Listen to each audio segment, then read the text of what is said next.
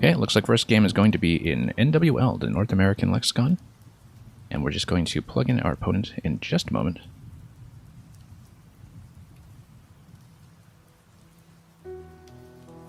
And yeah. So over the weekend, we played a 13-round tournament in this lexicon, and it went okay. But this will hopefully go a little bit better than the 5-8 record that we had a few days ago. And yeah, looks like we'll be moving first, so let's just wish our opponent good luck and get right into it.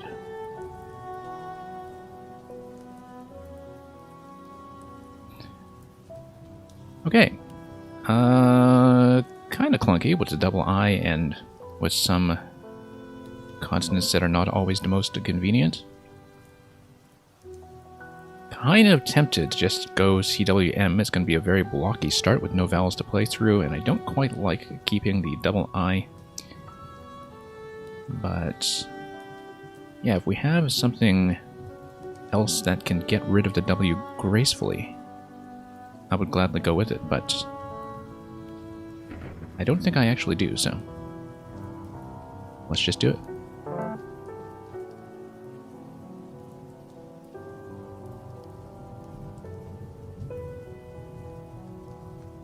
Okay. Double I is, of course, going to remain in the way, and now we have a whole bunch of duplication, so it's going to be a fairly inflexible rack that we have here.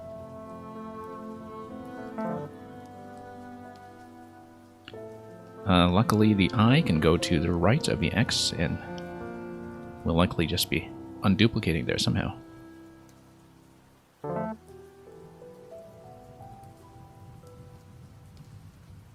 Should have done a quick test here to make sure that our definition bot is in fact online. There we go. Okay, this is looking a little bit more like a usable rack. We'll have to keep things nice and open to account for the fact that we will now be playing from quite some ways behind.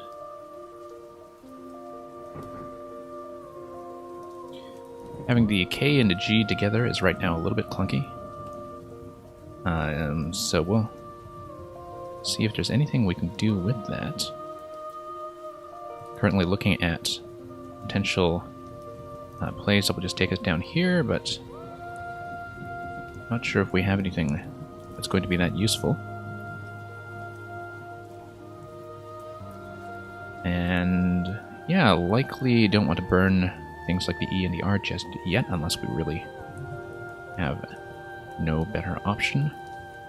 The C currently is kind of blocking off much of the top left from parallel plays, and so it may be a good idea to invest in opening that up a bit for the time being. So, for example, something like lick or lock. Not a great play, but at the same time, we kind of open up some hooks. You know, you open up a lane here, potentially open up a lane here if we decide to put an S hook there instead. Here, though, open up an S hook with lick, for instance. Here, though, I think I kind of like keeping the I over the O when I'm thinking about that leave, but partly because we still have a potential R or G spot down here as well. So yeah, I'm going to just make a small play here, unless we see something that I'm very obviously missing. Priority now is to just dump the Q somewhere, because it's really going to get in the way, but we have a fairly natural spot with it here. The outlier, of course, is just going to dump on us up top. I think this is almost certainly going to be the best thing that we can do with the Q, except maybe just a QA, except that really kind of blocks up that part of the board. Slightly better leave, but I think I probably want to stay flexible up there while opening up an S lane down below, so might be a bit consonant heavy, but we're going to get away with it for the time being.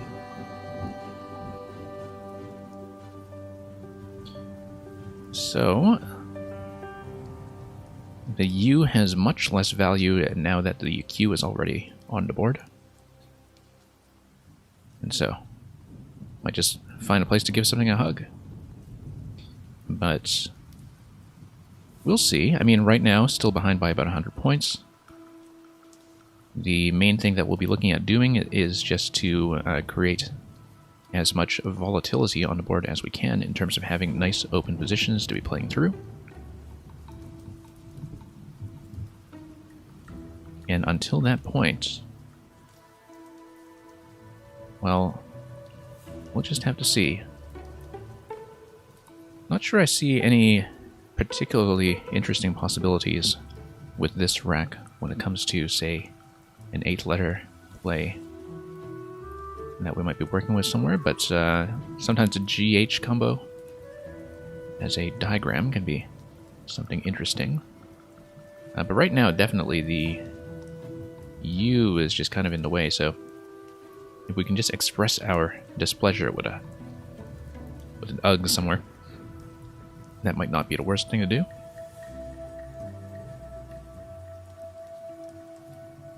And yeah, in terms of any kind of front hooks in front of the L, you would have obviously the B there for block, F for flock. Not a lot of things that you're going to be trailing off a big play with, but we should be aware that some consonants will definitely go there for shorter words, perhaps. Okay, so mango is going to go down there. And yeah, very tempting to maybe do something a little bit silly. First of all, we should be a bit diligent and kind of check, first of all, to see if anything is going to go through the O. We're so close to something like Toughies or something like that, but Toughier, probably not. So, nothing that's really going to double the G, I think. Sometimes the OUT start will give us something, but I don't think that's going to be the case with this rack.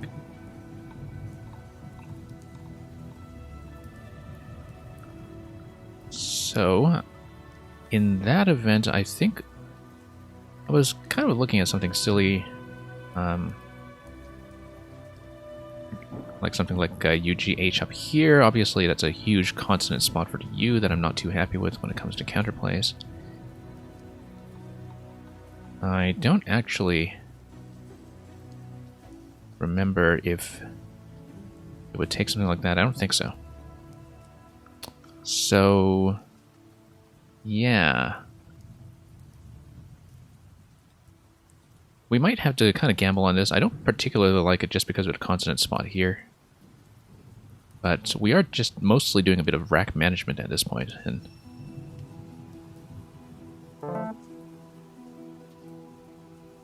that might be the best we can hope for now. Okay, so we have something, almost something here.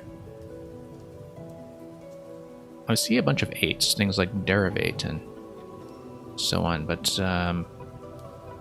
not sure if there are any 7s here.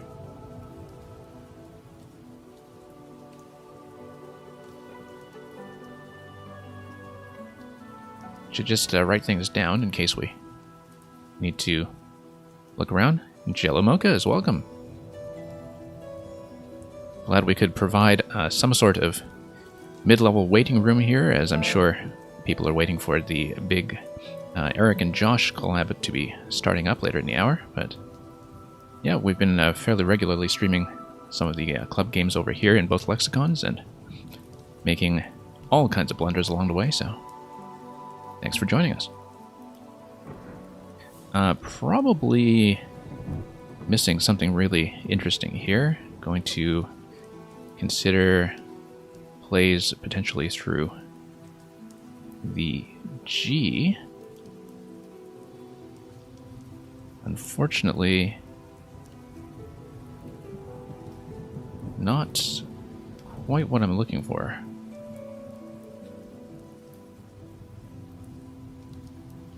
Yeah, this looks familiar enough that I really do feel like I'm missing something interesting, but...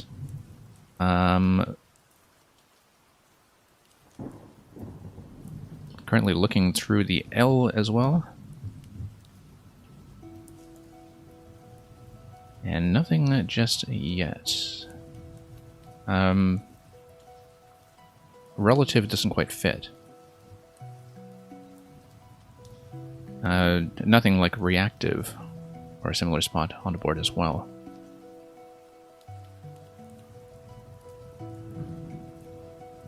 So yeah, we might just have to not stare at this for so long and actually just find some kind of play that will open up some positions here without really kind of killing us with that V. I mean, something like this looks kind of silly, but it does open up the hooks considerably, and it's just that you also... that's not too much of a threat because nobody's really going to be able to parallel through this with the V in that position.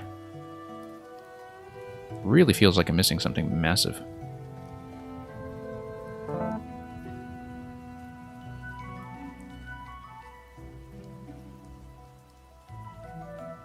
That's okay. We'll learn from some of these mistakes eventually, I'm sure.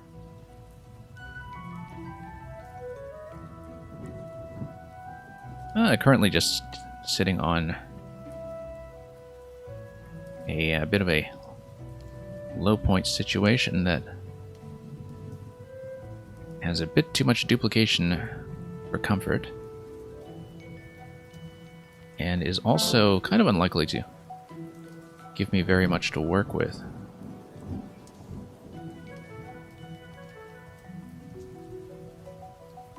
Yeah, currently, I mean, I should be trying to unduplicate, but I should also be trying to open up a bit. And unfortunately, of course, we should just be diligent and once again scan around for anything I can play through, but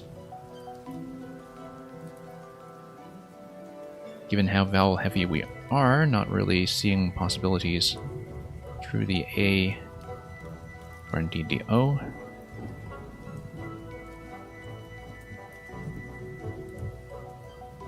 Might just have to continue opening up. Okay. Blank will open up things a little bit. I mean, we're heavy enough on I's that I really should be thinking about the I hook on the Q more than I have been.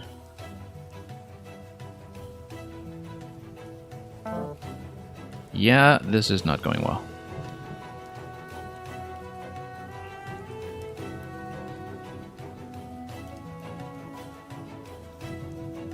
Okay, the doubled I is going to be a little bit of a nuisance here, but there's probably something like very high probability that I'm not quite considering. Currently looking at a couple of spots, looking over here. A bit too vowel heavy for something like ing to be useful. And of course, considering anything going down to the triple.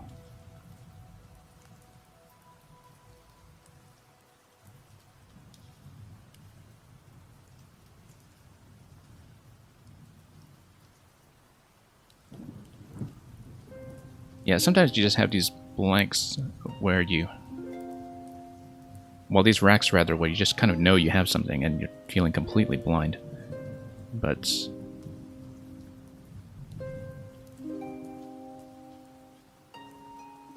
that's how it goes.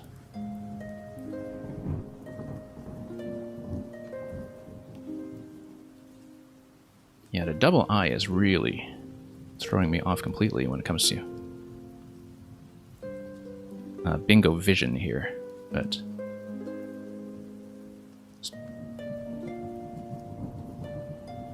unfortunately Sidney Poitier will have no role in this game.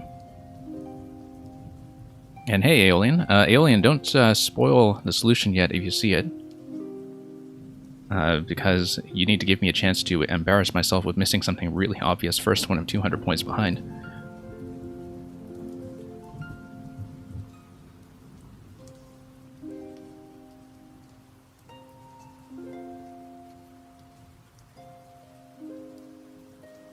There's something really obvious here that I can't believe I'm not seeing. Like thinking about it with the S.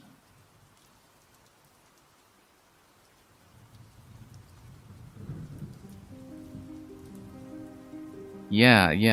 Like, I'm absolutely convinced there is something that I am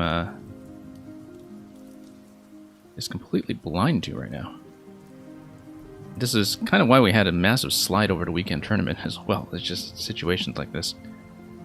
If you were in the club, you'd probably try to scream snipe. Yeah, that would, I think, not be very acceptable conduct, but I can see the temptation. Diorite. Let's put a D. Finally. I can't believe it took that long. Cannot believe it took so long to see that. Like, considering how far D up is up in the alphabet as well, where when you just kind of iterate through to blank, that should have come immediately. I mean, I'm glad I looked, but at the same time, I'm down under 10 minutes now, and still 150 behind. Thankfully, the board is kind of reasonably open, such that with 23 left in the bag, a comeback would not be unheard of. But of course, a lot of this, at this point, is more about saving face. A decent spot for the H here, if we want to duplicate. Also for the Y. Yeah, this is NWL. I do occasionally play Collins games with this club. It is a dual lexicon club, and so I do find myself switching between them fairly often, but I don't have a great deal of experience in Collins. In terms of studying stuff like the low probability bingos and some of the short words very systematically, so it's very much been a case of learn as I go and, you know, give away 5 points here and there when I see unfamiliar hooks.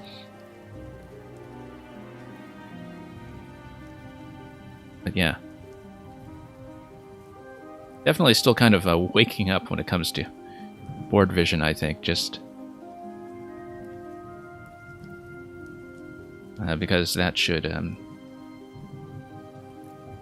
really have come much more quickly, especially when you see something like the double I. Anyway, that's going to start restricting some space on the left here.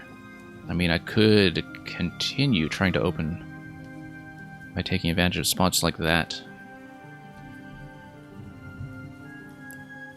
Probably should just leave the right column untouched for now, just to leave some possibilities open. I kind of have the sense that this doesn't take an S.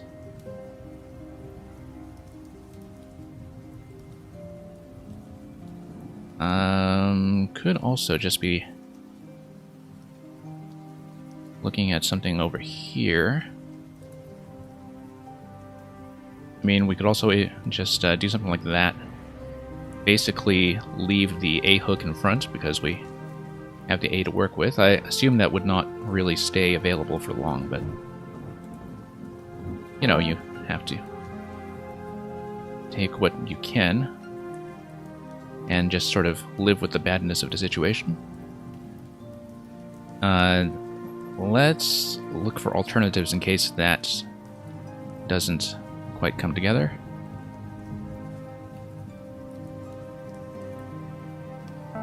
And that does not come together. Okay.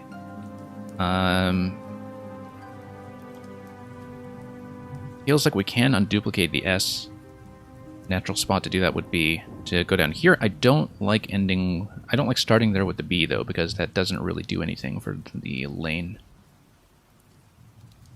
And it doesn't honestly score that much. But yeah. That certainly looks like a physics F over from our fellow Scrabble/OMG word streamer. Physics is fun.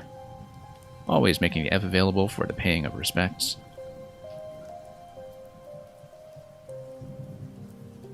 Okay.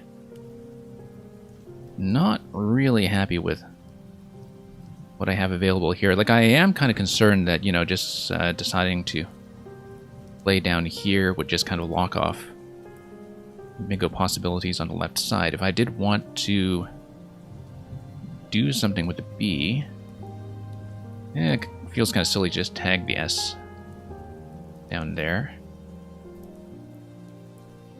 Looking at the pool as well, not really that enthused about most of the things that I could draw into.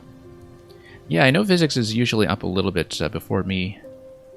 And I know that today, of course, there's the big kind of bomb coming in of the Eric and Josh stream that's going to be starting up soon, so I certainly would not expect a lot of the, you know, Scrabble-centric people to be here for very long, because honestly, I'm kind of eager to catch up on that myself when I'm out of here today, but Tactics47, welcome. Anyway, I'm burning way too much time on this. I guess I could always just, you know, sort of think about maybe coming down here. But again, I mean, I'm down by enough at this point that I don't know if I should be mostly thinking about bingo potential, but oh, you know what, here we go. Surely we're not going to miss with this. Okay. Obviously there are all the 7s in this one. Going to check this and this very quickly.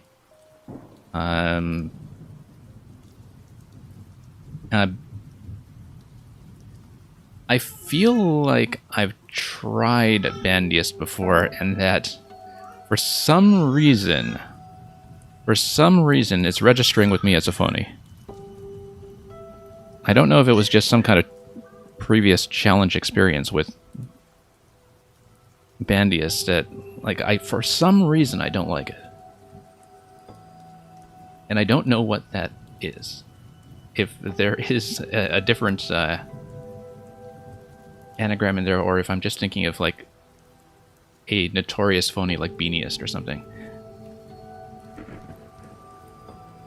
I don't know why I'm having doubts about that. Because I have looked at all of the 8s that, you know, have the very common 6 stems. But you get into a game and you just kind of doubt yourself a bit. Because can something be bandy? I mean, you can bandy about, right? But I don't know if this actually registers as an adjective. It looks so good, though, doesn't it? It looks very, very good.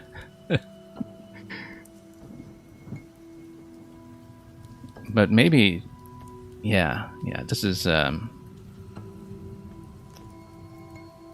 just been one of those games, I think.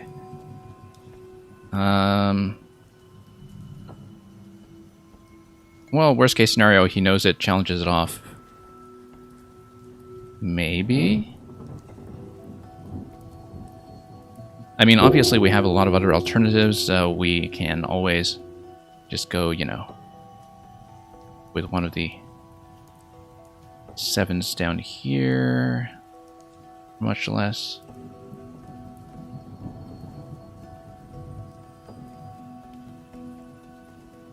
Like, that should be something I know cold. I don't know why I'm just staring at this thing. I think I'm just kind of waking up to this game after, you know, staring at the weekend boards for too long. It seems so good. Maybe he'll just take it. Oh, and the bag is out too, so... This might have been a really dumb thing to do if it is actually not good. I might be thinking of something like Beaniest, which is kind of a notorious phony because it's... oh, Bandiest was added in 2015. Okay, now we know. That's why, like, I feel like it had come up in some kind of challenge, and it may have been a pre-2015 thing. I know that... I know the Betanes set where, you know, you sometimes see Beaniest go down, and you see a couple of other IESTs like that are traps.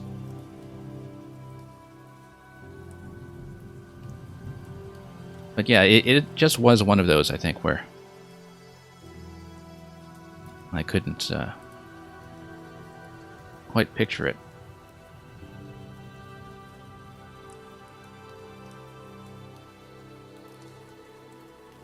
Anyway, going to salvage a score over 300 here. And I guess we'll just see how we're going to dig our way out of this.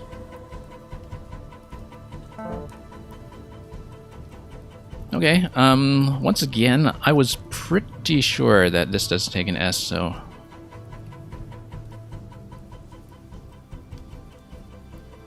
Bandiest, dandiest, handiest, randiest, sandiest, and unhandiest.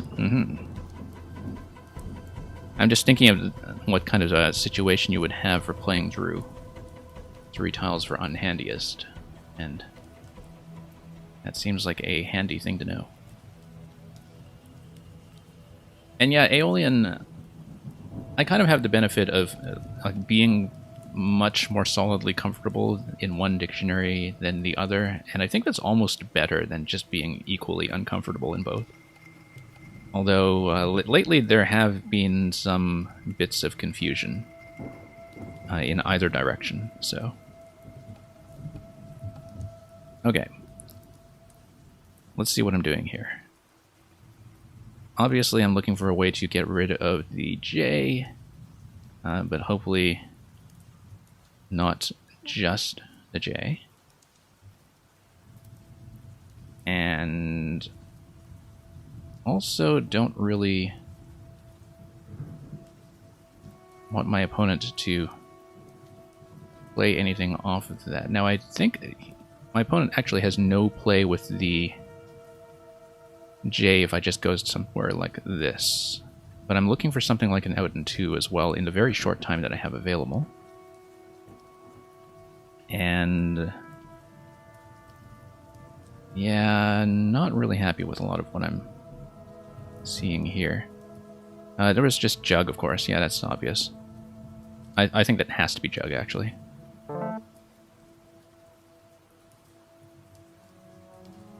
And yeah, Jellimokas, I do in fact have the bot set to the Collins lexicon markers, simply because I do often play both in the same night with this group. So yeah, this is a bilexical club, and so, I mean, there are a couple players that have a very strong Collins preference, and in those cases I just play Collins with them and kind of learn from the best as I go. Learn by throwing 5 points their way every now and then, and you know, just kind of stumbling through it that way.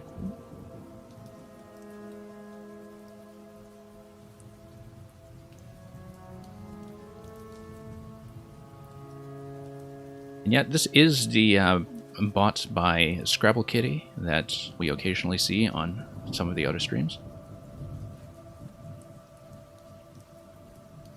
Aeolian, it is now.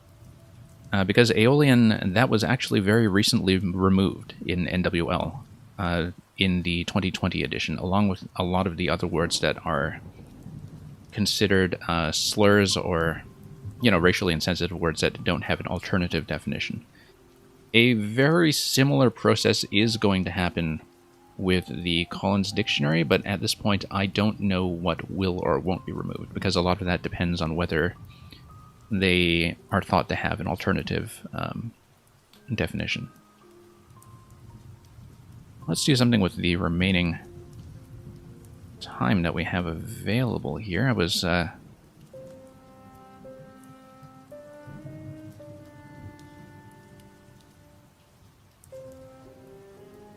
mean, this is probably fine. On the expectation that my opponent is in fact going to be going out this turn. And, where was I? Yeah, that's the last play, okay. Okay, everything on the board is valid. I'm just going to thank my opponent for that. And you were thinking Raj leaving BSUY. Taking a look at this. Yeah, I guess I missed that because I was low on time. I do see what you're saying here, Raj, here with Aji. Usually when I'm low on time, those kinds of constructions are the first things that go by the wayside, which is probably not good, given that being able to spot stuff like that is very specifically an endgame relevant skill. So, and yes, Jelamokas, that is correct. This is, in fact, Hollow Knight. I've been running some game soundtracks behind these streams just to avoid trouble with copyright detection. And I find that even when I'm streaming Mario Maker on this channel, that occasionally there are some copyright detection issues as well that are rather complex to explain, but which run me into trouble with Twitch support rather too often. So, we tend to do pairings about on the hour. We finished at a surprisingly reasonable time given how I was playing. So, just going to go into the analysis board and look at all the plays I missed.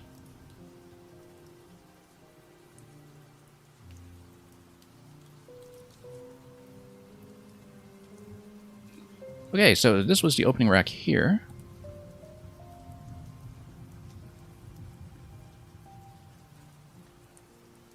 And, yep. I mean, that's pretty much all I was considering here, given that I wanted to dump the W, even at the expense of the doubled I. I'm decently happy with that. Looks like my opponent just kind of went for the obvious as well. Interesting that the leave evaluation does slightly favor keeping A with G and R rather than E. And that is in fact what my opponent went with. Yeah, this I was mostly thinking about unduplication in that spot, of course. And I guess most of these evaluate pretty similarly. I mean, of course, only keeping the I as my only vowel there, I'm not surprised that that would not do maybe as well, but, you know, these are pretty infinitesimal differences. I don't know that I would have wanted to go slightly more vowel heavy. Wrangled, my opponent spotted that quickly, that went down. And yeah, it seems like I was correct in that AFF does not take the S. Okay. Did not spot that. That would have been good to know. I don't know that I would have been comfortable dangling that for the E down below. I did briefly think about Laker, but I didn't really like that leave at all with that number of points. But maybe I did make too much of a point sacrifice there. Yeah, if I'd spotted Kilo kind of opening up like that, getting a lane here, you know, making a bit of a spot here, I don't know. Lots of possibilities here that I did not really consider. When I ultimately just decided to go for a small opening play. My opponent obviously spotted Outlier in the only available spot. Kilo doesn't even set up the G anymore. Oh, yes, that's right, for the W. Yeah, I keep forgetting about things like that. Or for the P, for that instance. But, I mean, for my own G, yeah, that doesn't do anything. I occasionally just forget these things until they come off the board. And partly it's because of the difficulty of actually getting the unobfuscated list, rather, of the removals. But you would think that it's not hard to remember just a couple of threes that are just obviously offensive, but you play this game and you just don't think about these things, right? So, hey Mang, welcome. Yeah, for those of you who don't know, Jelamokas actually is a former North American champion who has joined us on the stream for the evening, so the advice is very much appreciated. Did my opponent miss something on this turn? I feel like he did, because Yeah, that's the turn that he took a bit of a long turn to ultimately go for Mango. I mean, something like No Mist is kind of hard to see. I can see why Tombing is one that, you know, you might shy from if you're not really sure about entombing things. But a lot of the INGs are actually not too hard to see here. Ultimately, he does go for Mango. And yeah, that's right, actually. You are still a North American champion because we haven't had one of those for a while. So I guess you're going to defend the title de facto until 2022.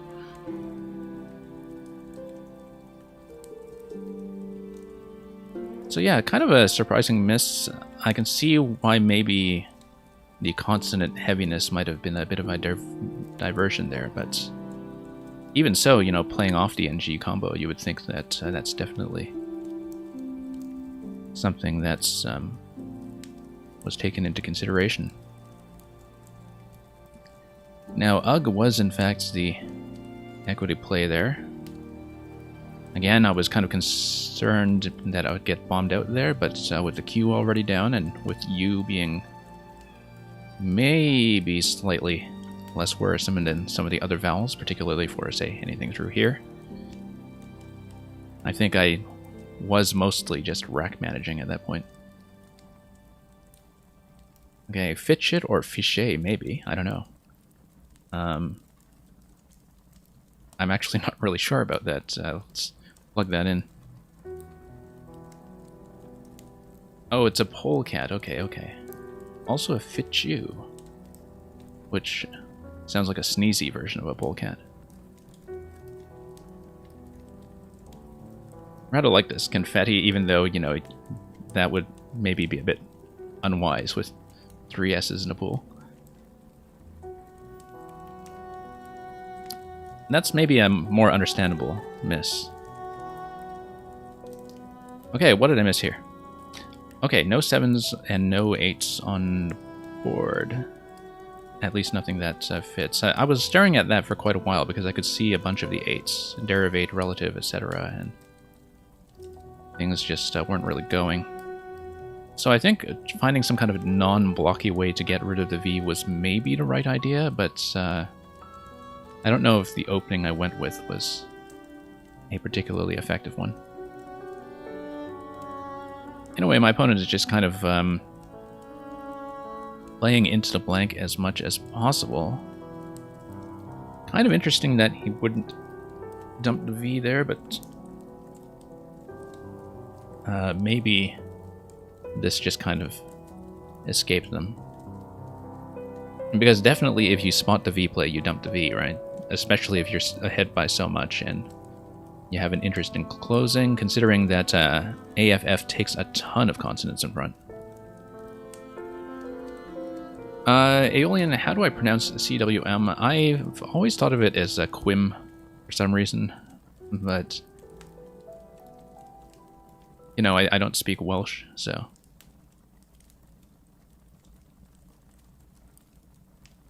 Anyway, tons of duplication here that we needed to get rid of. Some of these suggestions are kind of bad. This would have opened up the top, but restricted space on this lane. So I feel like I'm not totally unhappy with just going rife here in terms of giving myself an 8-lane while leaving both of these columns open. Given that, you know, at this point you're just kind of shuffling tiles around for a few points just to jostle for position. Lots of possibilities here, like outlive and so on. And that's ultimately what my opponent goes with a D ending. Alluviate would have been quite nice with the V going down there, but definitely one that's harder to spot.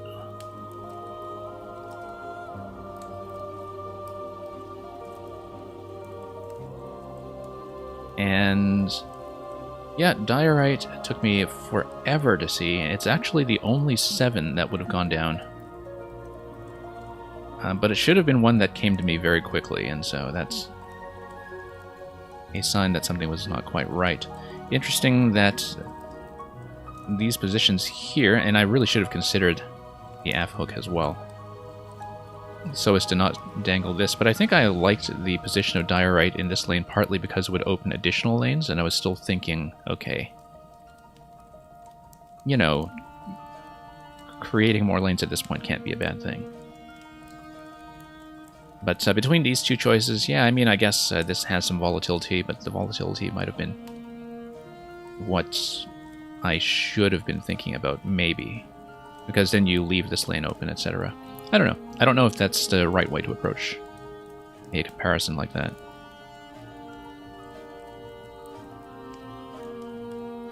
And hey, Bird Dog, welcome.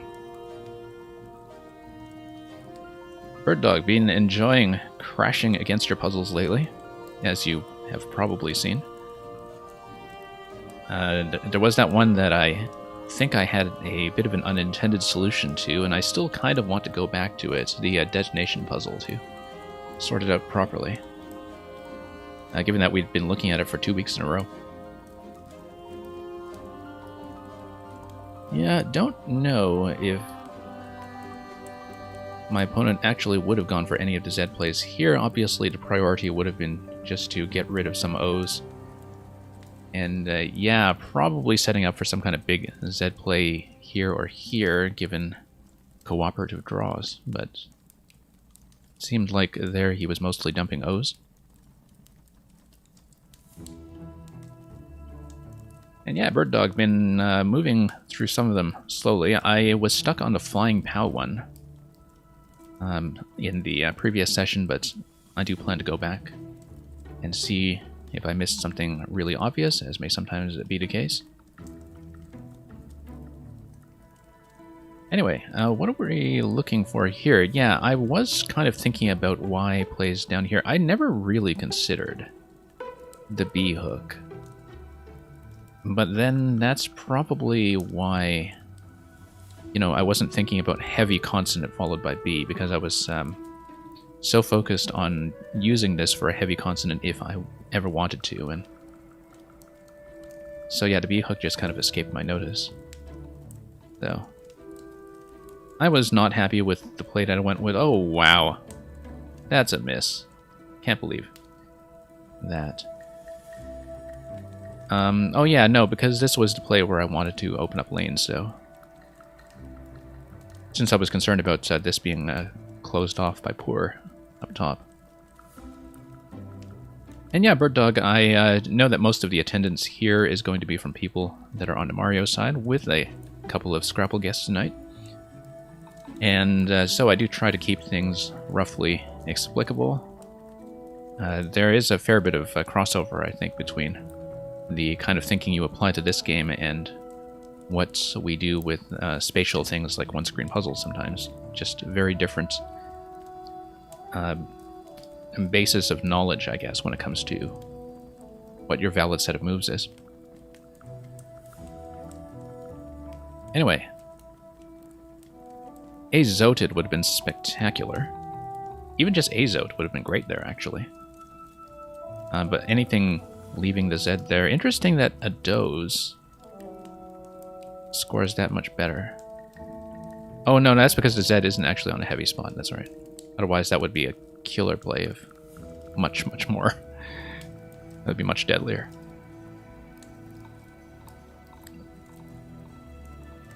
But yeah, I can see the justification for a lot of these plays. I think if I were that far ahead, I would want to close off as much as possible like that. But, you know. So that was when we lost our chance at badness. Was kind of thinking about this, but mostly I just wanted to unduplicate the S and see if I could get another big play down by the end. Donut. Anode. Yeah. Unfortunately, my opponent will not be anointing anybody with, like, anointed. But yeah, so Bird Dog, we're currently just stepping through the post-game analysis of the first game that we played on this stream. We have 2 more games coming up tonight, and I'm just waiting for the pairing to come up for round 2. This is pretty much impossible to miss, you would think, but of course I was kind of hesitating on the validity of Bandiest, and it was in fact fine, so. And, yeah.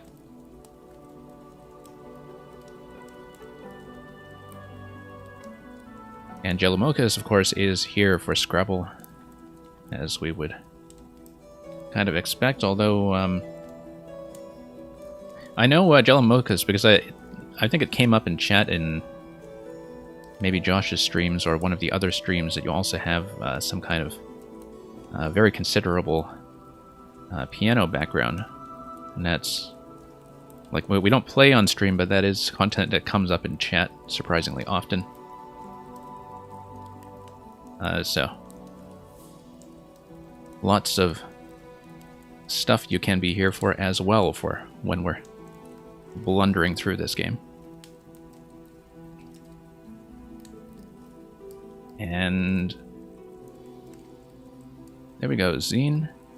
And Bird Dog, it is safe for beginners in that there are a lot of players at all levels there. It is very heavily populated by competitive players simply because it was developed by and for the competitive scene sort of originally, but you do also have a lot of people who are newer or lower level or, you know, kind of starting out the schools level, etc., who look for matches. And the issue, though, is that currently, because it is a platform that's fairly new, having been launched in October, there isn't really rating-based matchmaking yet. Like, you kind of have to accept that there will be a great deal of opponents that may accept or send out a seek for a match. And some of them may be well above your level, some of them may also be novices. But I think the intention is definitely for this platform to be novice-friendly. And that's, you know, things like the post-game analysis tools are designed for that, to give you a clearer picture of what kind of plays you may be missing.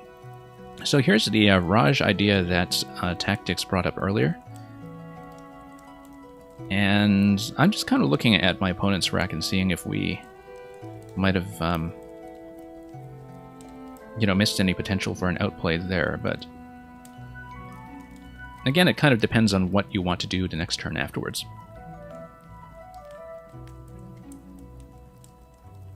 Yeah, but the way I was looking at that, the out in 2 was not really going to happen, so. You like Jib setting up Ryu's with Surely as a backup. Let's take a look at that. Let's take a look at that. So Jibs. And where is Surely going? Let's take a look here. Because that looks like it's... Oh, Jib. Okay, okay, Jib. Yeah. Because that looks like... Oh, I see. Surely over here. Okay. That's really interesting. So, what Jellimokas is talking about is kind of having that available as an out and 2 alternative. So yeah, that'd be 11 there, 15 there, and yeah. That's the kind of thing I don't see when I'm down on time. But that's the kind of thing that, again, we have to train ourselves to look for in endgame, because it's that kind of thing that kind of makes or breaks some endgames for me quite often, I think. And a lot of it is just buying enough time for myself to actually find that stuff. And let's see what was actually available here.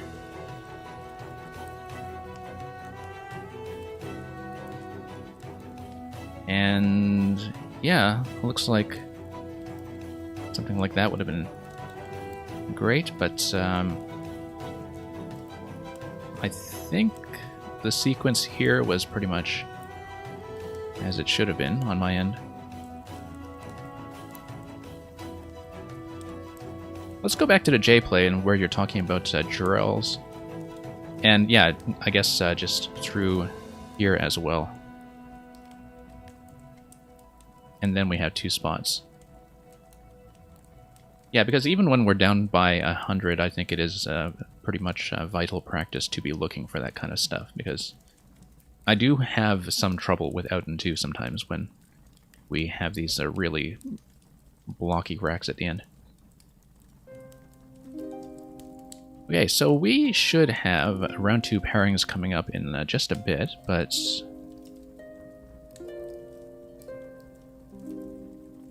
in the meantime, let me just see if I missed anything essential in the chat. And yeah, while of course we're going to be playing 2 more games here tonight, and I appreciate anybody who chooses to stay in the channel, anybody who's kind of interested in chess and Scrabble should definitely check out a program that is going on tonight between one of our biggest streamers, Extra Typo, with one of chess's biggest streamers, which is Eric Rosen. I am Rosen. They're going to be on now, I think, and some of you might already have that open separately, but we're going to be dropping by afterwards to theirs as well, because I believe it's also Josh's birthday. And so yeah, they're doing a chess plus Scrabble thing. And I don't know why my bot doesn't want to give Eric a shout out, but yeah, there he goes. And I know that Eric was kind of on already with a bit of a chess pre-show. But yeah, highly recommended. Eric, of course, previously had a collaboration with Will Anderson, also a former North American champion. And I remember Eric hitting 100k followers on that stream, and he's grown by about 40k since then, which is spectacular expansion on his side. But anyway, we are going to be going back to the lobby and queuing into our second game. So this is going to be yet another rematch in just a moment against actually my first opponent from the Hoppy tournament this weekend. And, oh, I should check Lexicon with him. Just a moment.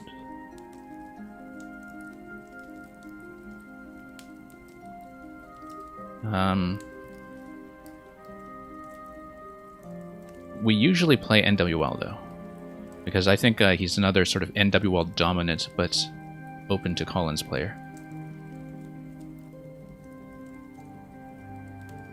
And yeah, we'll just plug that in.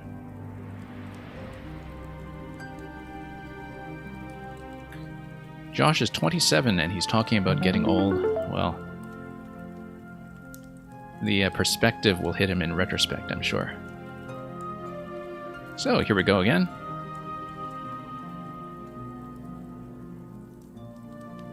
Yeah, I didn't know that my shoutout command had a cooldown. That would have been important to know. Okay. A couple of things we can do here, I guess. Should be looking at whether we can string anything interesting with 5s, but I don't really see that happening. Can't always just go with something like... I don't like either of these positions, actually. Keeping FIO like that... Yeah, I guess I just sort of have this habit of not wanting to open up for the vowels, open up for the consonants, rather for parallels. But it does mean we have to sort of accept one of those positions. Unless, of course, there's something else that I could be doing here. I mean, there are a lot of plays between the F and the Z, but all of those will leave me with a pretty vowel-heavy situation. I'm okay with that, actually. Maybe. I might come to regret it in just one moment. So yeah, we're going to be vowel-heavy, but... you know, early on in the game, and we're going to create some awkwardness right off the bat.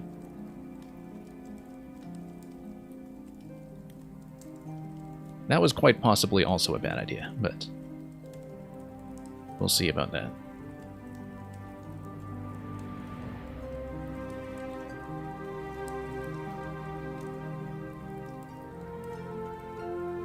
Okay, so, here... I mean, it'll be a lot of rack management on the next play as we get rid of more vowels, I'm sure. I guess I brought that on myself.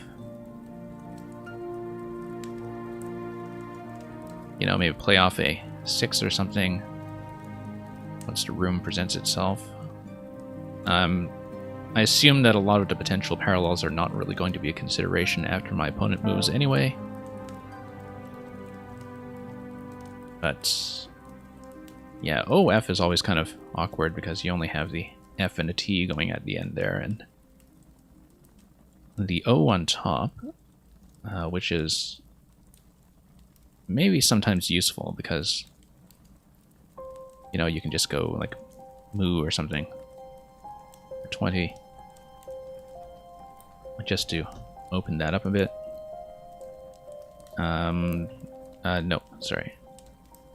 NE isn't going to give me much there. I was kind of considering something like with an A play going over to the right, just to get more vowels dumped, but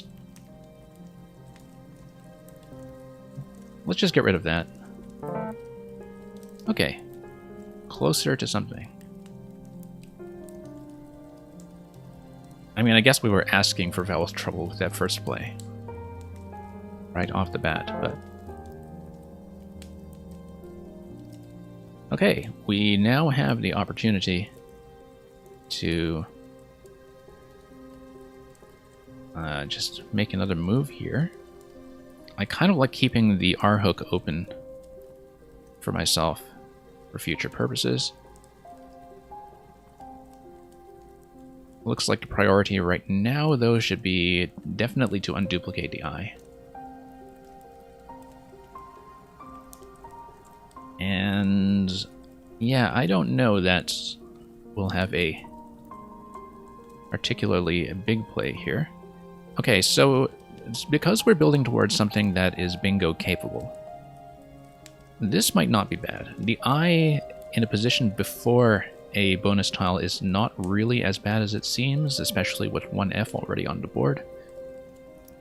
And it does kind of give you a forky opening here, because there isn't really that much of a point in building towards the bingo rack if we can't really have any hooks to take advantage of it, so small play like that might not be the worst thing in the world. Here, if we have something like a T, that'll be indenter. In terms of sevens, I don't see anything.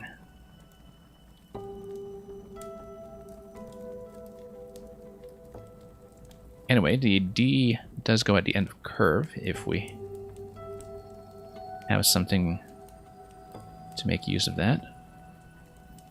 D will also, of course, go here.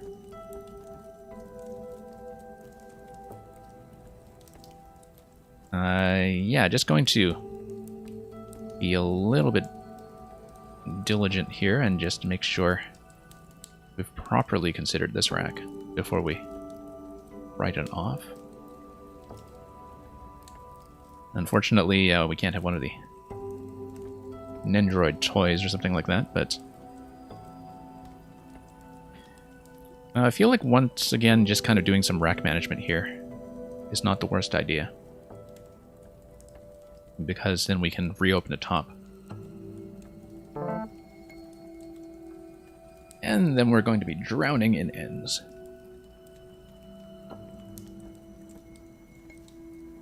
So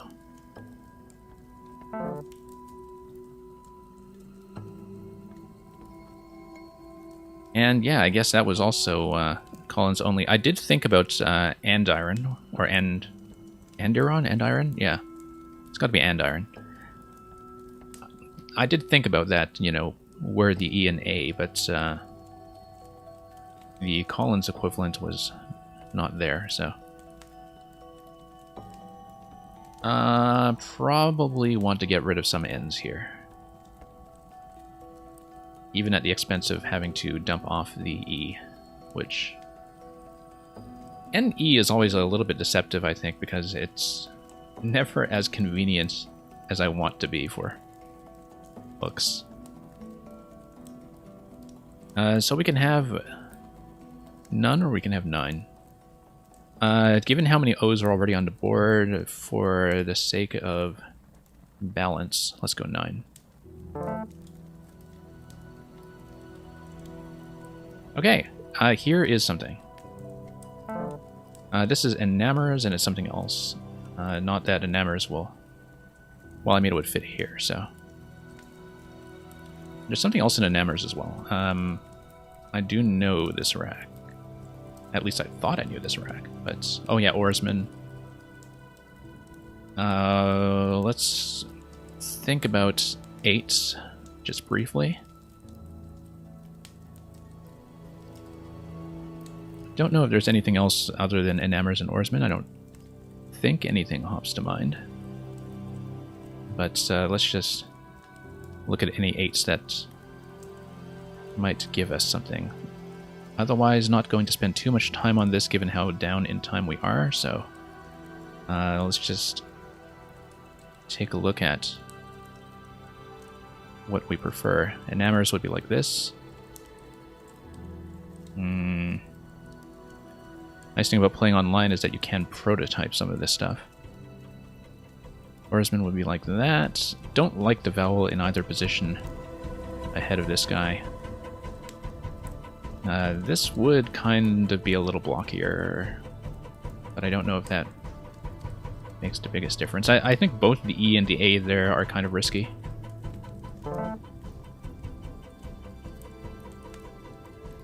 Okay. Very vowel heavy here. I have looked at everything that has, you know, 7s and 8s with only 2 consonants. I have looked at that stuff before, and I don't think there's going to be much here except if we have a an O or a G. Or elogier, I think. So I think we're just going to be... Oh, ransomer. Yeah. I should have considered that.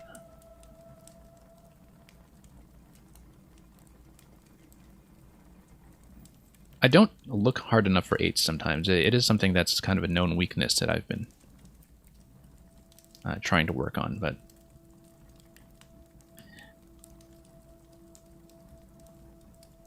Okay. Definitely should be thinking about dumping vowels. You know, even if it is going to be something like this, it's actually not too bad. Unless... Yeah, I think in terms of 8s, the only thing I can think of that would take this would be G. Or eulogier. Because I can't really visualize anything else with this combo here. G or O, rather. So let's not spend too much time on this. We have this spot here, we have this spot here. I mean, we are bingoing, or rather building towards a bingo ourselves, so let's just keep things open.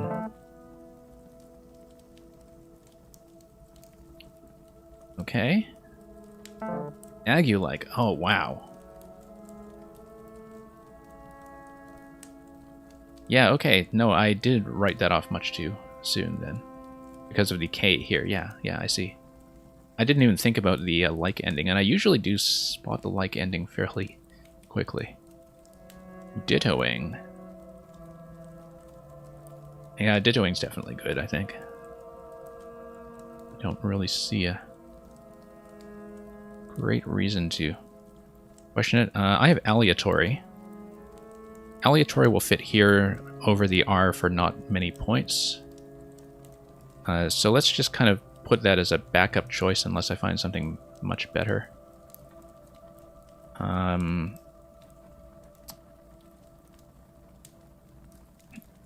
ly ending can be something, but we're heavy enough that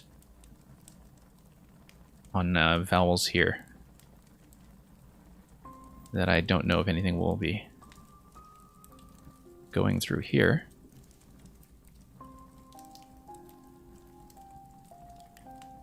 Yeah, I might just have to not burn too much time on plays like this. Leukemia with those letters, interesting. That would be a fancy one, looking at the combinations there in terms of what you would have to play through. You know, that's likely to be something disconnected unless it's through EM or MI on the board.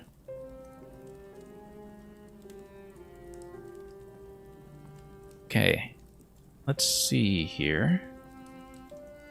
I think I should probably not spend too much time on this if I do just see aleatory. It's pretty safe from front hooks, I think. And actually not too bad in terms of opening up additional lanes. X-bomb, is there any spot for that? I don't know. I don't see it.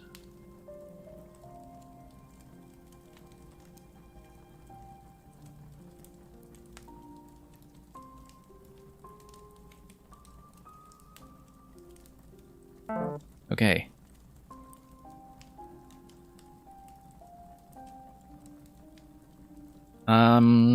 We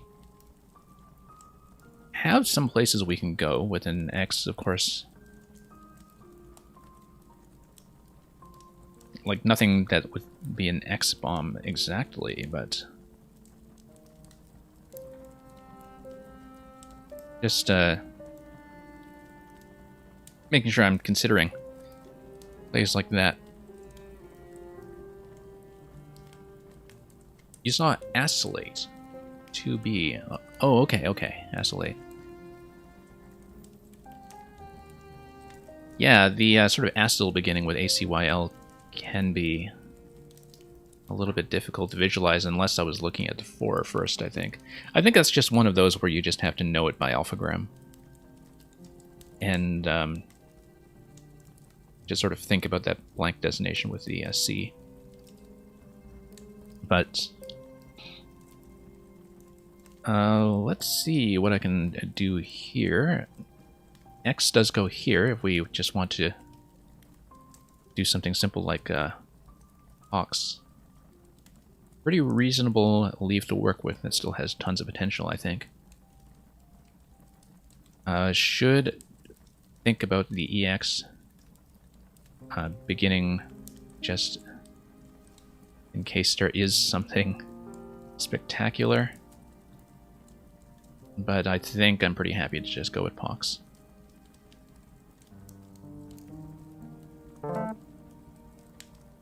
Okay. We will have a 7 if there is a way to play it, but I don't assume that we will. On the other hand, nope, it still doesn't fit. Okay. It does fit up here. Harry's and Rashir. Let me just take a moment to think about this.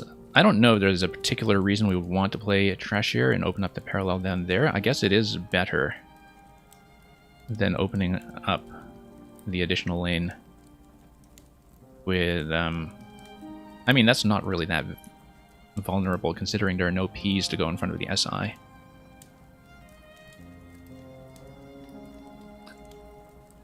Yeah, I think I will go with that then, given the current pool.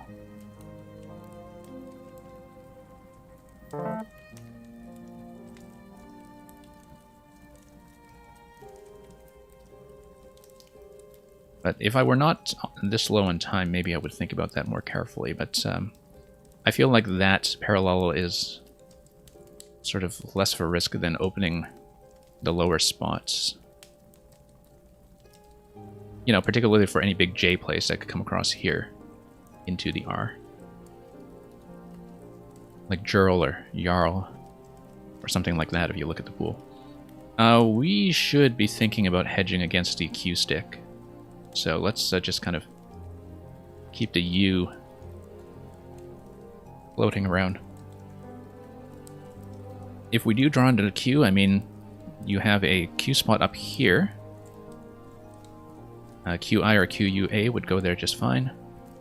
Also Q spots down here. Q here. So I'm not too worried about Q stick right now with a 6 in the bag. And there are no O's in the bag. This is a massive J spot if there is an O like the one that's on my rack. So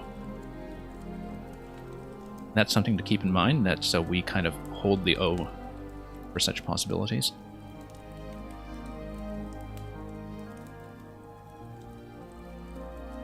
I don't know if I'd necessarily, you know, be fishing for the J for something like that, but you know, instead of burning the O on closing off spots like this or something.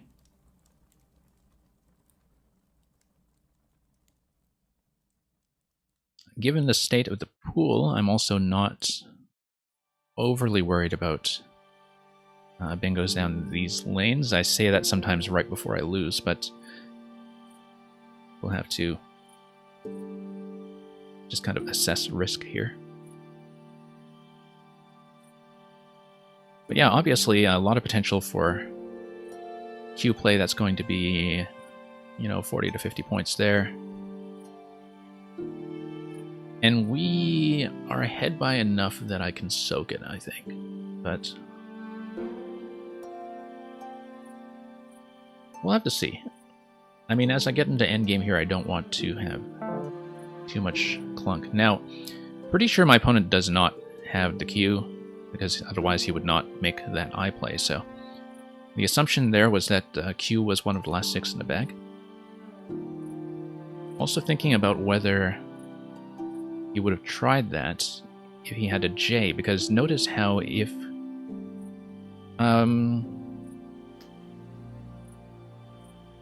my opponent had the J, it would have made sense to play the E here, you know, in case of drawing into a setup, I think, but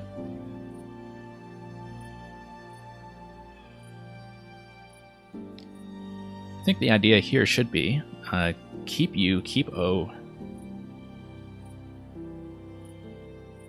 I mean, A tends to be a little more flexible than O for dealing with the Q, but yeah, because I'm looking at parallels here and here right now in terms of dealing with some of the consonants. And either way, I'm going to be sitting on a bunch of junk.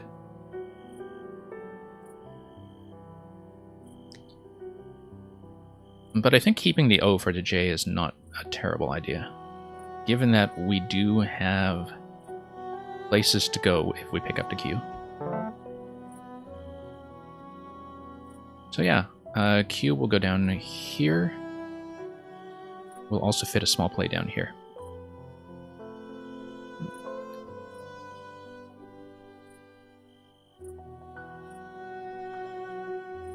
So we'll just see about that. Why not of? Because I'm fishing for the J for JO. Maybe that's a terrible idea. Not fishing exactly, but I was thinking that if I pick up the J, then I mean, if I'm holding the case O, does it sort of make sense to hedge for that, given that I was reading this play as no J and no Q? I guess all things being equal, if I'm not thinking of, you know, doing silly stuff like this, of was the first thing I was looking at. But yeah, maybe it's just trying to be excessively tricky.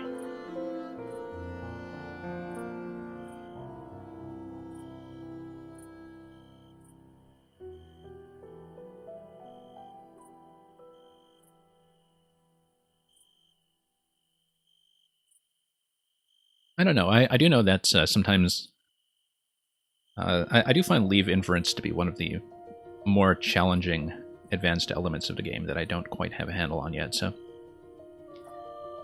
in terms of evaluating the extent to which it should be affecting my decision making.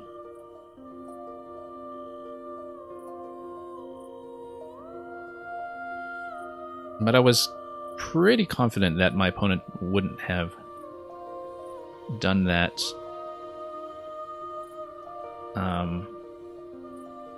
as opposed to something like HE, some other consonant, if he already held the J.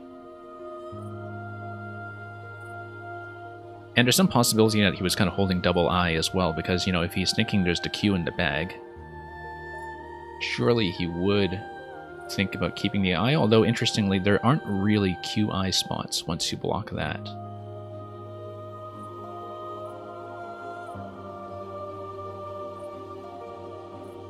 But from what he was looking at on his end of the pool, I mean, even without the I, there were a lot of Q plays that I could have dumped in that location. So we'll just have to go over it afterwards to see what we can do with that.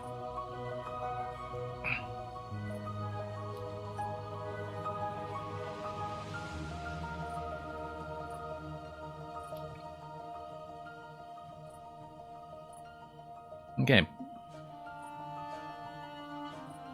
So yeah, I mean, next play for me is, I think, going to be fairly obvious. I am going to be getting rid of the Q.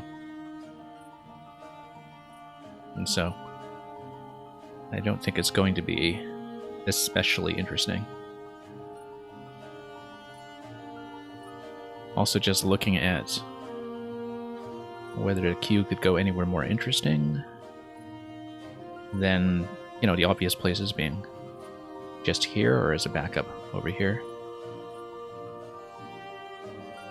Of course, there is just QUOD, but then we basically have to mess around with the remaining consonants after that. I mean, once again, it looks like it's going to be something like a sequence of 3 plays anyway. So the question is, would I rather make 2 plays with this, or would I rather make, how much is this? Standard 24 points. Or would I rather make 2 plays with this?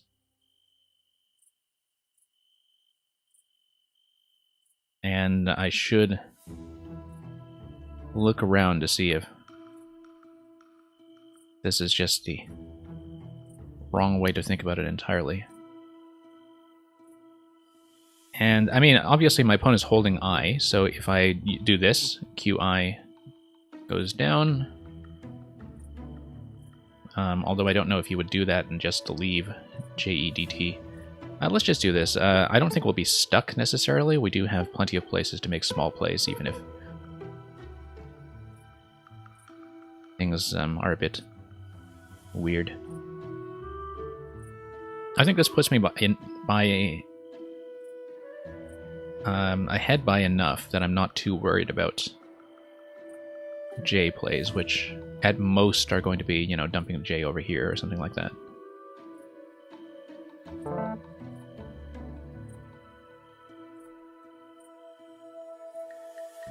And now we just probably watch the J go down, unless there's a better idea in there somewhere.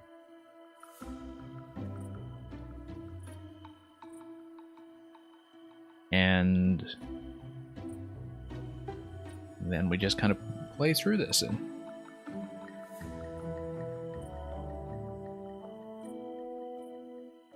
see what else we can do. So yeah, as far as the F goes, 2 spots for the F, 14 here,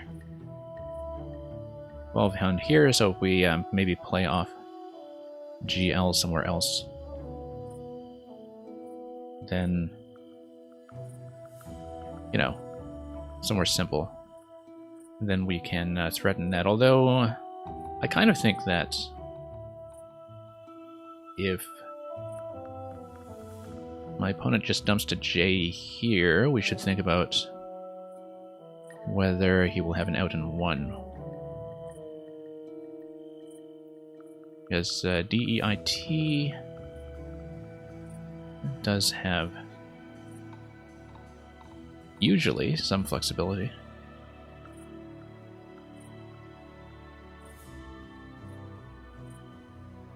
And yeah, kind of a strange board now, though.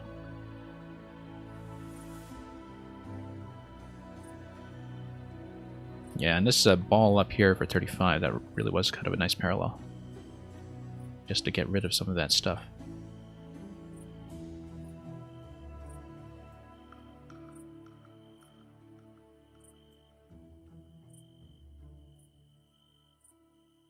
But at this point, 60 ahead, I'm not overly paranoid.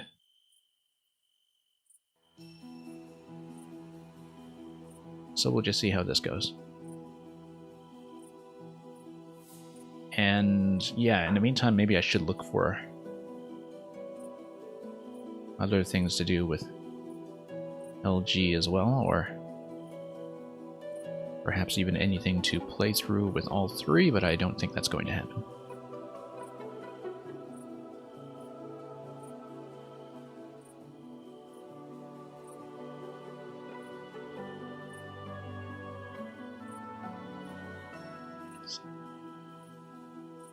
So yeah, we'll see.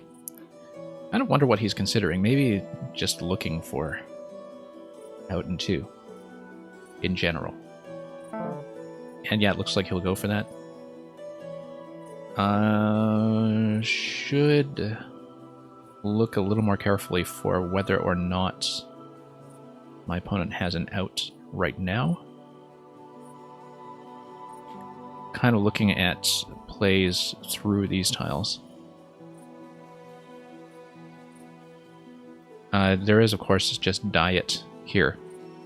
That's the parallel. That's going to be the play. So if I just go gal over here and block the parallel and then threaten F somewhere else. I mean, I should do that anyway because this is going to be by far the best scoring play with all those tiles. Yeah, because that's going to be about 30 points on his side. And we'll keep F to pay respects, yes.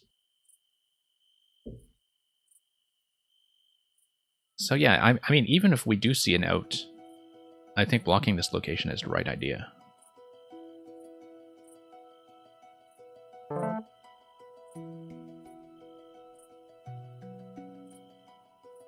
And we'll see where it goes from here. Gonna head out? Yeah, thank you for dropping by, Bird Dog.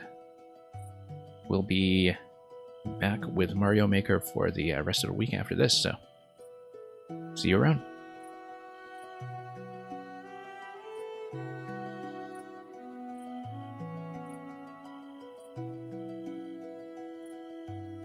Okay, yeah, at this point, fairly clear, given the current state of the board, what we'll do if there is nothing from my opponent's side. This will be first choice, this will be second choice. I don't think there's anything much fancier.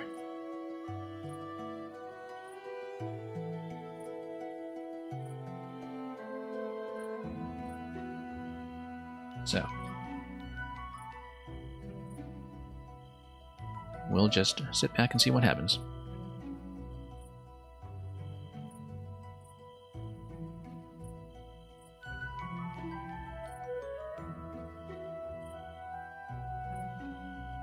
Yeah, other than that, don't know what else we could look at here. I really do get the sense, as I was saying earlier, that both the J and the Q came out late. Okay, that's pretty reasonable. Pretty big dump of 29 points there, and luckily we will finish ahead. Yeah, that's going to be much better than anything like that, but...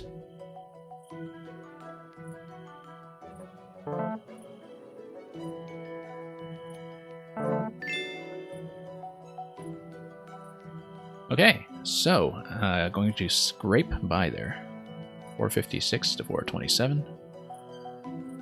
And we may as well just go back and look at the board.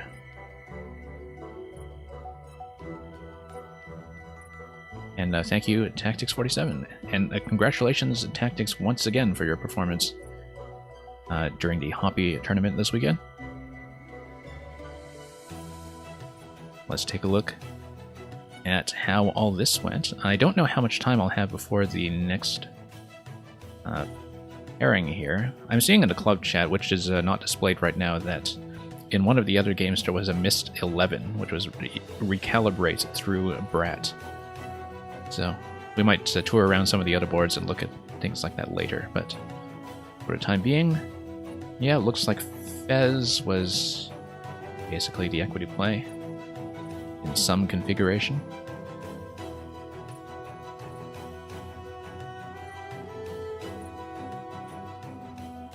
And yeah, pretty vowel heavy on this side here.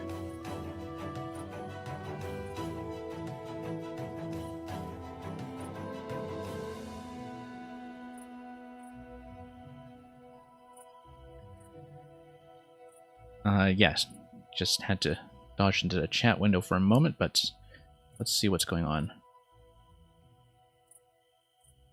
Newton really would have opened up,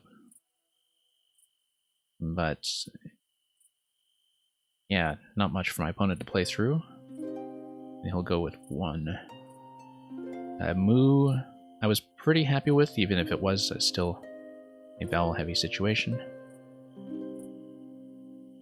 Don't think I would have considered that. I'm just much too vulnerable to another response. Like, if I'm going to get rid of double O like that anyway, might as well just play up there and open up for the R. Okay, big consonant trouble over here, and I believe he did exchange. GNRTT, so he actually did keep C.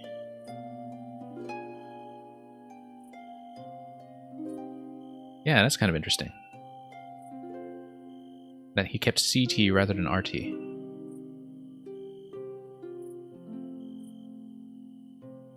Okay, here, nothing. Yeah, that actually would have opened up some possibilities here for consonants I don't have. I'm actually fairly happy with this play.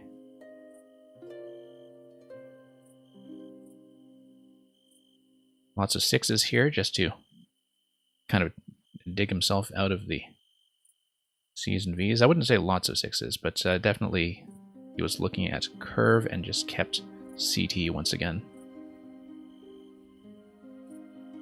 I don't know if he would have thought about the T hook here when playing curve, but curve has so much else going on.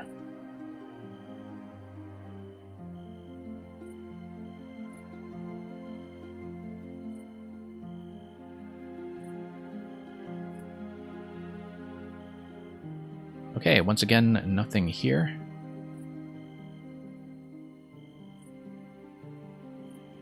And Nod was pretty reasonable, I think, just given the leave coming out of that. I mean, that would have opened up a little bit better, in fact, if I wanted to fork things open like that, but at that point I was thinking, you know,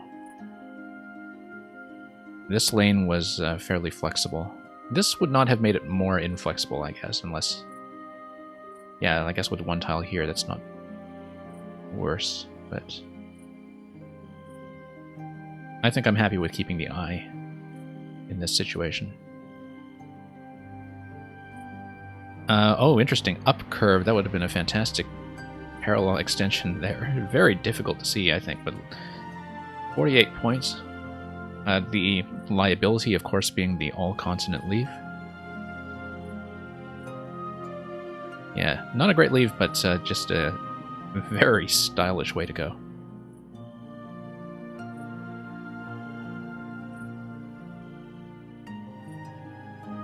I don't think I knew this, because, you know, how often are you going to look at 5s with 3 ends? Let's take a look at this. Ninon. Oh yeah, no, I do know this. Ninon.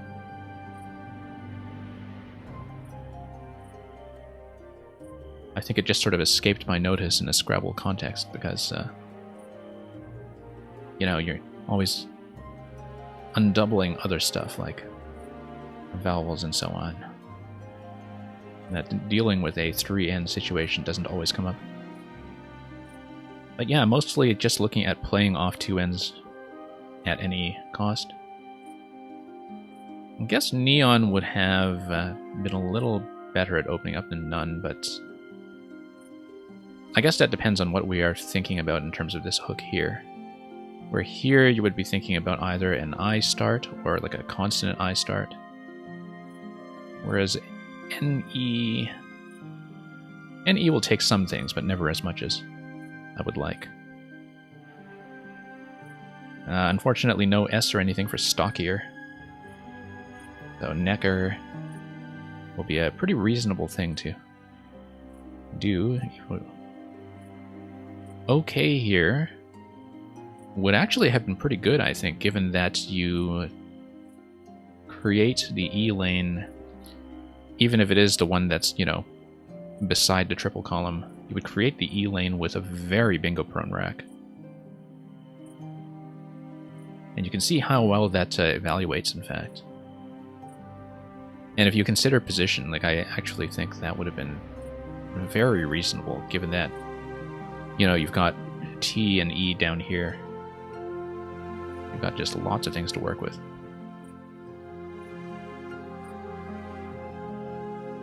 Anyway, he is going to go with Necker. I'm going to miss Ransomer on either side. And Monoran's, yeah, missed that as well. I do know it, it's just not one that I really saw very naturally. Yeah, no, I was thinking earlier Enamers and Oarsmen, and somehow I just didn't think about Moaners. I guess that would have been a little more defensive, actually, in that it wouldn't have the vowel beside this spot. And I guess, you know, S, you're mostly worried about H or something coming out of that, but then you've got potential consonants here as well, but overall, you know, everything's going to be a little bit risky in some way. And of course, Ransomer would have just been best, I think. A very frustrating rack on my opponent's side there. Not surprised at all that he would just try to push out, although OY in this lexicon is not really going to be much of an opening and would actually kind of block things up. OYE, I think, is in call-ins, but yeah, regardless, like, OY is just going to be a massive pain. Missed Agu-like, as we saw earlier.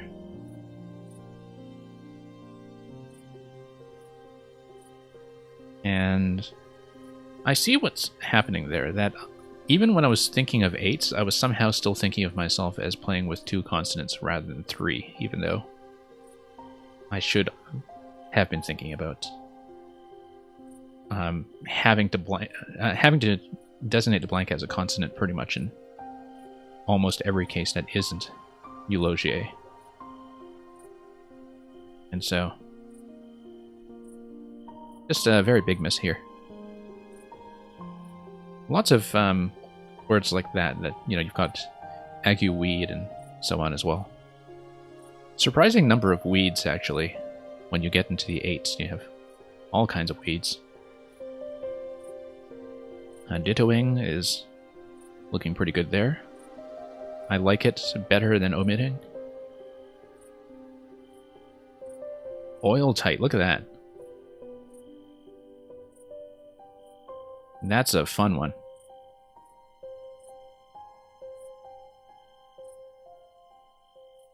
Having the ability to exclude oil, like if you park your container ship sideways in a Suez Canal, you're oil tight.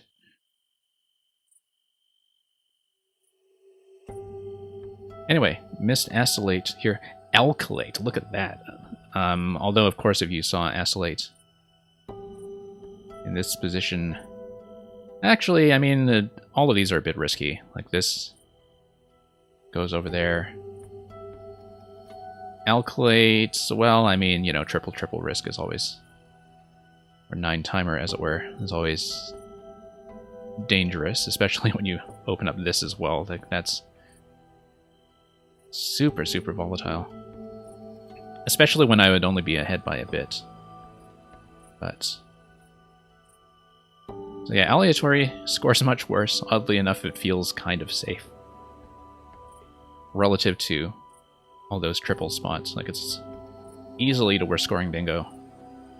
But also easily positionally the one that is not so wild.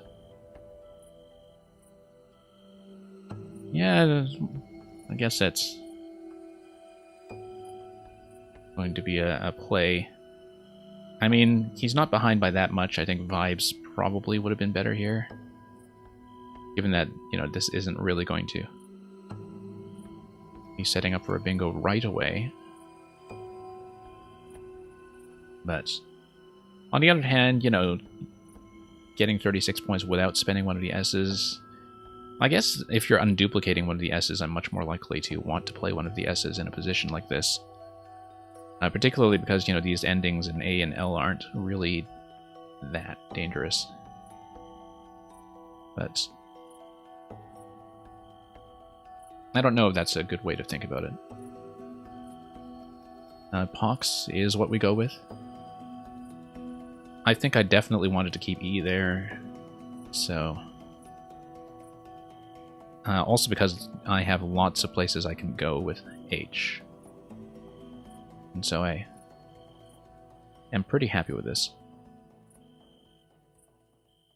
You got stablers, you got blasters. Between these two... yeah, blasters puts him ahead and is safer. So, not that S in second position is going to hit that hard, but, you know, this is still really kind of open in some ways, so... 10-point sacrifice for blasters, I can see that happening. Like, the parallels here are not really that bad.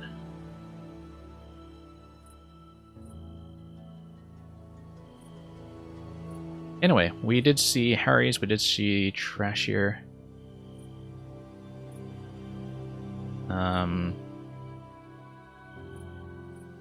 It was going to be one of those two, so... looking at this again, yeah, I was not really keen on opening up for things like J plays. So I think given the situation with nothing going on top of this, I'm pretty happy with that play. It's late enough in the game at this point that the lead is a pretty comfortable safety net to have. Whittle, look at that, that's a miss. That's a big miss. Yeah, between the two, with Unseen Q, I think he'd probably take that, but... yeah, the game kind of turns on that. That Whittle did not go down. And as I suspected, J and Q were still in the bag at that point. Okay, what else do we have here? Yeah, I guess I wasn't really looking very hard at the U as a parallel tile, and the reason, of course, is because I wanted to keep the U for a Q situation, so I was not considering plays like that. I mean, you know, considering how suboptimal it was to play Ab there, that was very much a pray to pick up the J play, so... and even so, in terms of tempo, I doubt I could have gotten both a Q and a J play down. Anyway, round 3 is going to begin fairly soon, so I'll just step through this fairly quickly. I think we did spend a decent amount of time looking at the possibilities. J is going to get picked up at this point. Q, of course, was what I drew out of the bag. But interesting that the J plays are not going to go down yet. That's a pretty good parallel there in terms of getting rid of the W, so anyway, looks like that is correct, I think, with Unseen Eye over on the other side.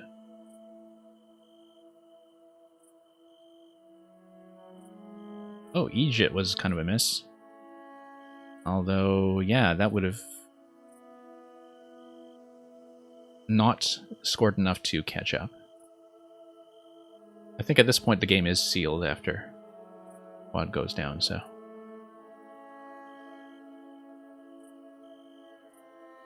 this scores more, but at this point I was thinking... you know, block the left side out in two, so... I think that was correct. I didn't really work through the arithmetic, but I was comfortable enough with the lead that I didn't think I had to. Okay, so yeah, that's it for that one. We'll be going into round 3 pretty shortly, and we'll see what lexicon we are in for that.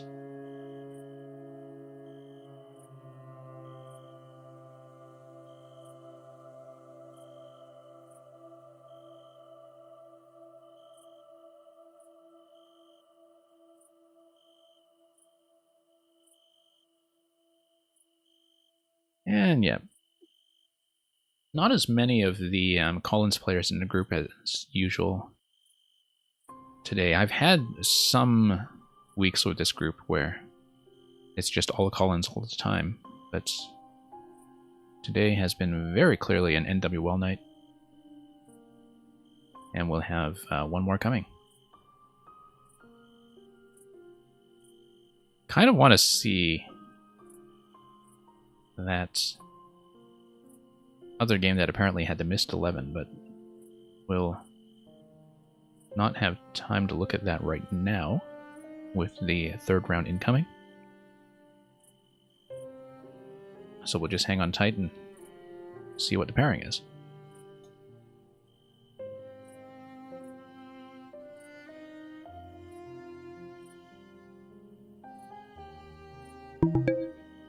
Okay. It's going to be Collins, and it's going to be against Noah, who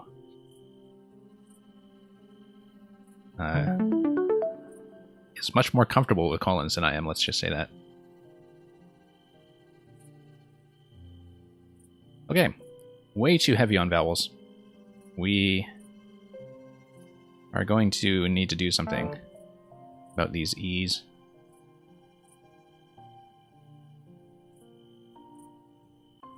And we can do a silly Collins thing and just dump E's in a parallel like that because we can. But let me just check very quickly to make sure there's nothing I should be thinking about with the T. With 4 E's, no. With 3 E's, we can look for stuff like eateries and such, but... well, we can trade or we can open. And I think it's okay to just do something silly like that. This is going to be roseate if we have a spot for it. A lot of lanes can open. Unfortunately, the S will no longer fit here because YA will not take the A, but... that's not too bad, this location here. This is Collins, so this also works, but I don't like the ending here with either the... whoops. Either the triple lane or the E spot, so let's just go with that. The O can be a bit of a risk, but...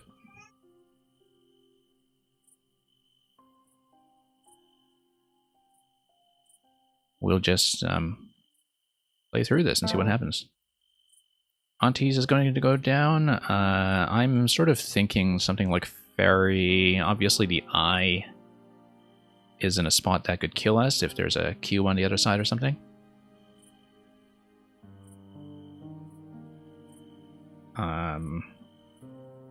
So let's just be diligent about this for a second and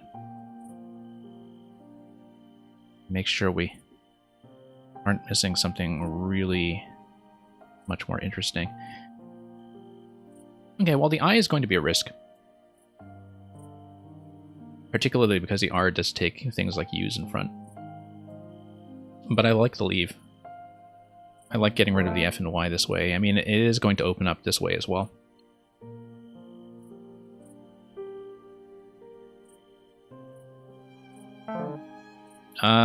Oh, too bad there's no K on the board for pachinko. Because that would, or G for poaching, for that matter. Harpy leaving Finn was an option. Yeah, that's a good observation. I probably should have thought about that. I think maybe it was just a way I was valuing the H relative to the F. But you're right about that. That's, you know, just given the risk of this with keeping all consonants, that I maybe should have considered that. Anyway, with this, I'm currently looking at the T, I'm currently looking at the E.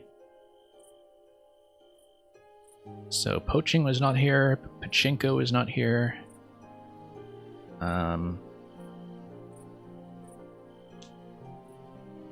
Let's see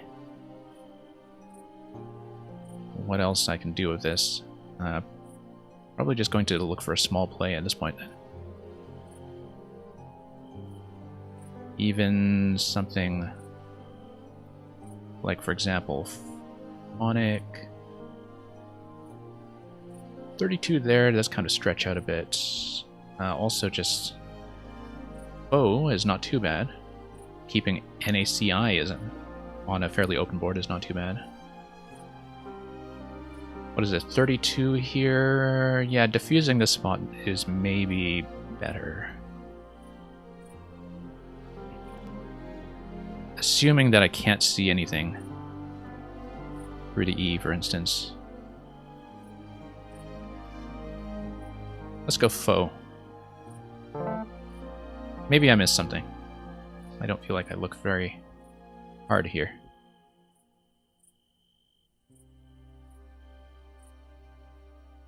Look at this. This is a potential Q-bomb as well. QAT. Anyway, limb.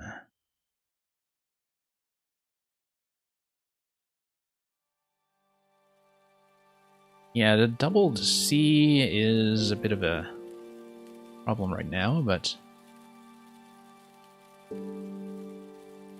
let's see if we can find something to do with that. Like clinic. Totally blocks off that side of the board, but the P lane is still open, and I doubt we can do better, to be honest, in terms of getting rid of the duplication issues. Don't tell me that I just missed a place to play, like, okay, no. Because I was thinking, did I just miss, like, clinician or something? And, don't tell me I missed something like clinician. Because now I'm looking at stuff like this I here and thinking. No, clinician is 9 letters anyway, so of course not. Okay. Lots of consonants here to work with. I almost think that we should just dump stuff for about 20 points, unless, of course, we have something that we can do playing through one of the vowels.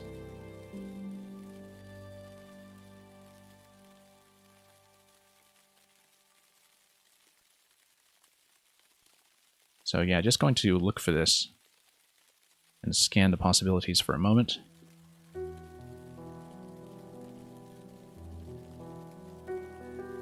And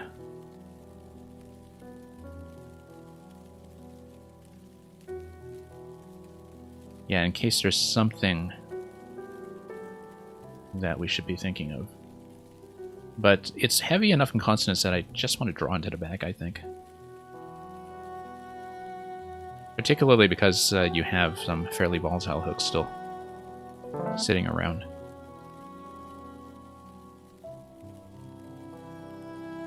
Interestingly enough, A will also go here if we, for some reason, want to play it there instead of there.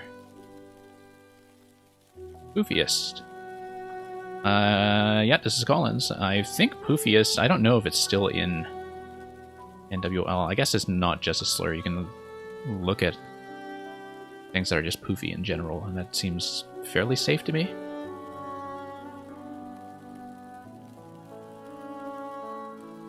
Anyway, it's definitely not one I'm questioning. Certainly not in Collins, so. Duplication issues, as always. Still keeping an eye on the E down here in case that's going to be doing anything for us.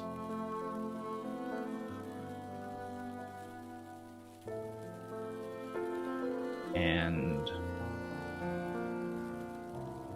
yeah, just trying to see if there's a good way I can get rid of the AR duplication and score decently.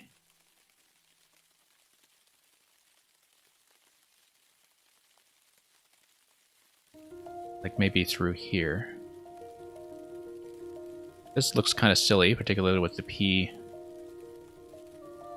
opening down below like that. I was hoping to see if we had anything that would go through here. And yeah, there's also O will potentially go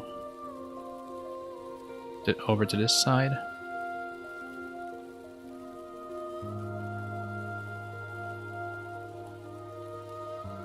Let's do that. I don't really like the possibility of something like a massive X play under the PA.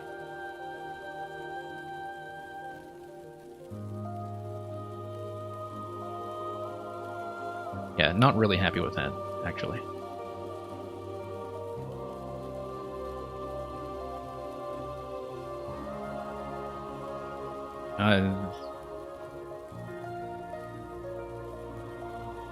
Well, I mean, I guess we're kind of gambling on it. X would be a problem, but...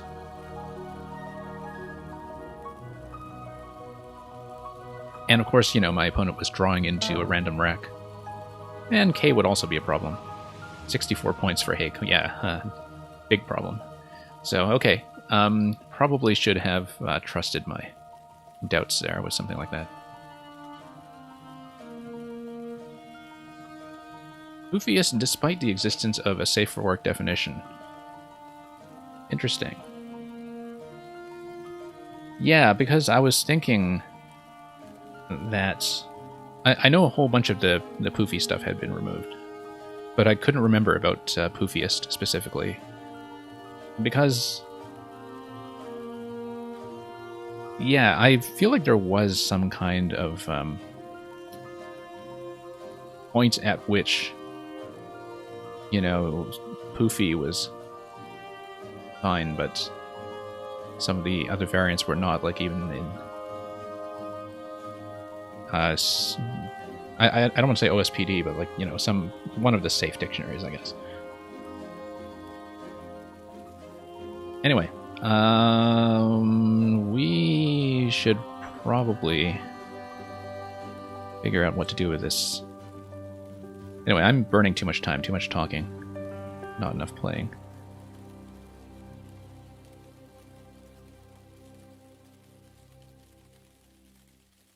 Probably just something like that. I feel like that's reasonable. Okay, do we have anything that ends with like Zoa or Zoan? Like anywhere that I can play Protozoan or something.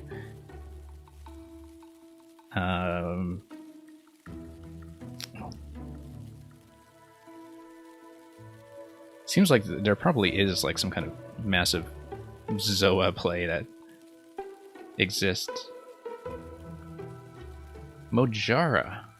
Okay, I just don't know that, unfortunately. I mean, that's just a word knowledge issue on my part. ZE is good. Barring anything else, we'll just go with that. But just going to take a moment to look for anything that might, say, come through that lane. Or even through here. Looking at the different Zoa endings.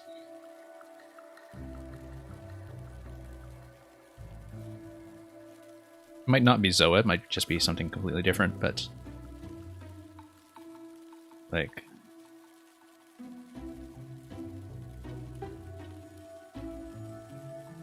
but we may as well score and set ourselves up for something else.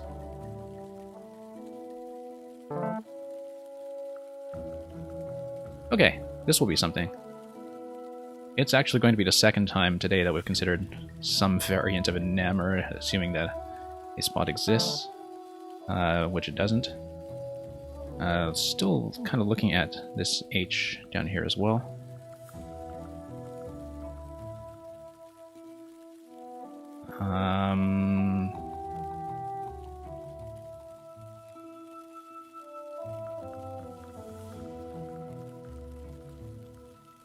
Yeah, currently lanes that we're considering, anything through here, and of course anything through here.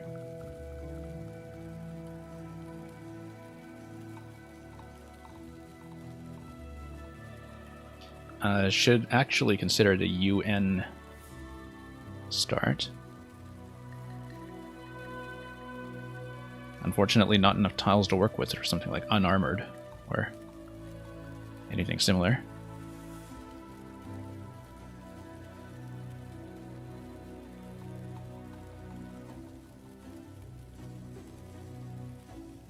Yeah, this lane, of course, is also available.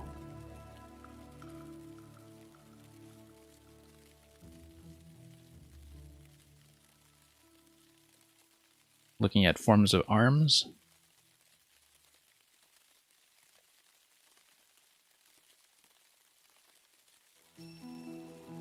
Looking for kinds of men.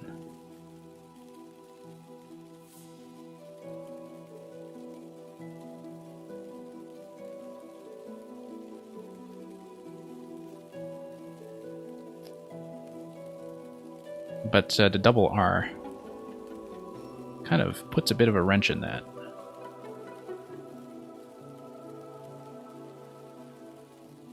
Might have to just play out of this and open up somewhere to get rid of the U. Q, although, is still in the bag, but we have the blank, so maybe I shouldn't worry so much about that. I am so low on time.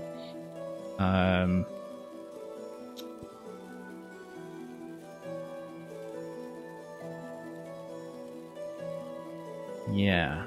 It really feels like I do have something here, but he gives me Nammer. Like, the issue is that we do need some kind of vowel ending for pretty much everything we're looking at, unless I'm missing a big 8.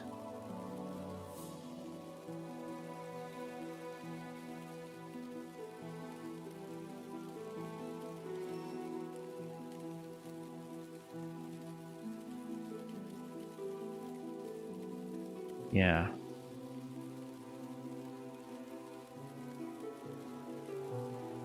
I think the priority here should just be to maybe dump the U in spite of the Q situation.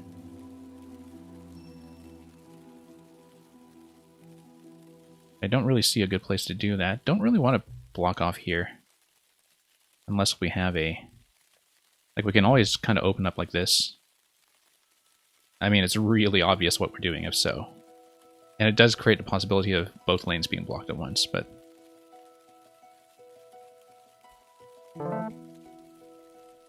okay, this is going to be aneroid and all that. And then there's going to be a whole bunch of the ordains. New Roma, yeah, I miss that one a lot, actually. That's a kind of... that's a card box rack, shall we say. Yeah, Neuroma as with Enamour. Yes, I should know that as a set, in fact. I haven't looked at that in way too long. The Ordain's set is like Satiren, Donairs, something else in there.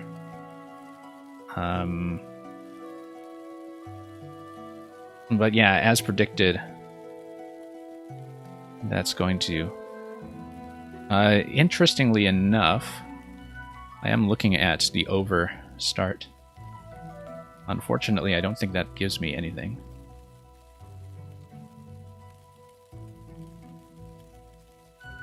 So yeah, maybe S is not the way to go here.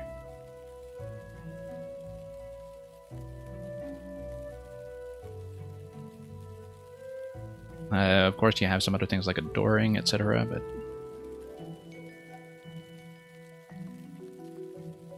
Yeah, so definitely still looking at the possibilities from the V in terms of A and E.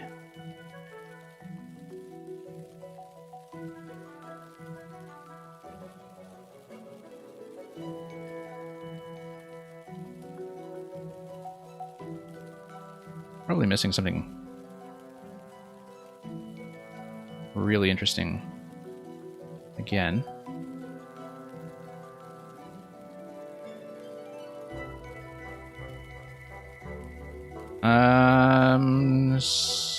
It's Sordini Sordino. I don't think it's Sordina.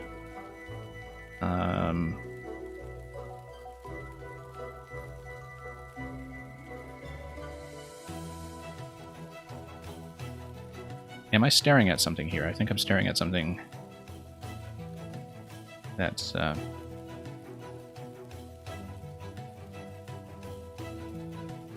feel like I'm just blind sometimes when I see rocks like this.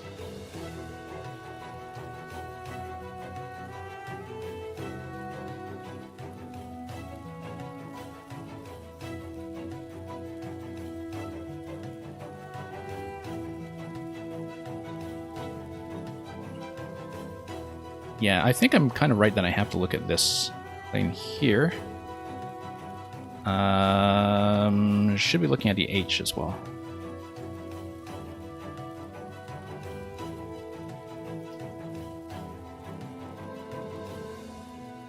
Well, in the worst case, we just reopen from the V.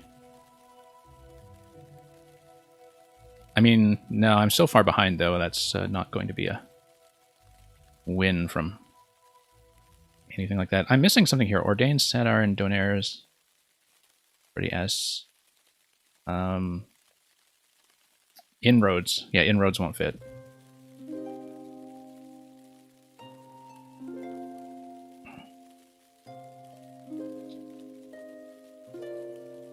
So yeah.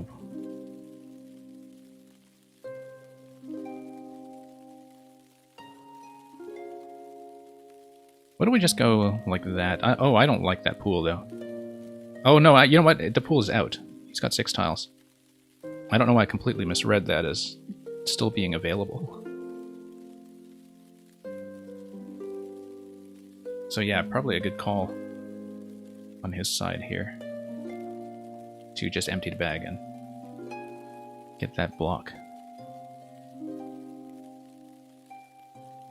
I don't know why I didn't realize how low we were, considering I still had my eye on the Q and the X at the end, but, you know, these are just the things we look for. Andiron, as we saw earlier. Anyway, we need to constrain the search space here. Obviously, it is going to be A, O, U, or E at the end. It's not going to be E because we know Aneroid is not available, unless there's something that it goes with Aneroid and Collins, and I don't remember if there is.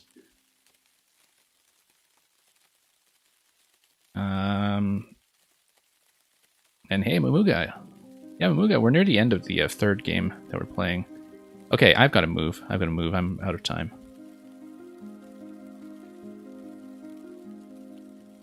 Yeah, unfortunately, this is going to be deeply suboptimal.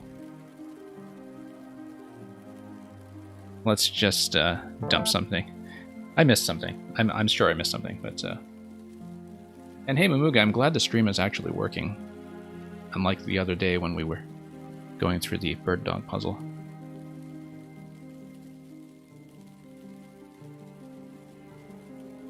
So yeah, that did not go well. That did not go well. I didn't really have time to think about anything near the end there, so we have to see what I missed, if I missed something.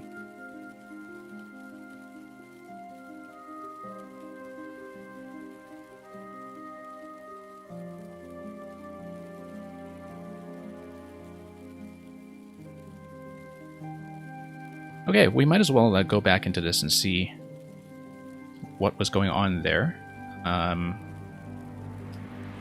In case I did, in fact, miss something. I mean, it would not have been a winning play at that point. We did just kind of get killed this game, but let's take a look anyway.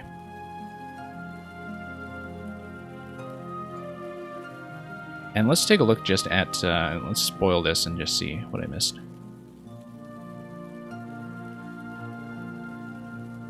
Verondo. Verondo, I don't think I know. Gradino, I should have seen, I think. Amamuga, this is actually the soundtrack to Hollow Knight. Verondo.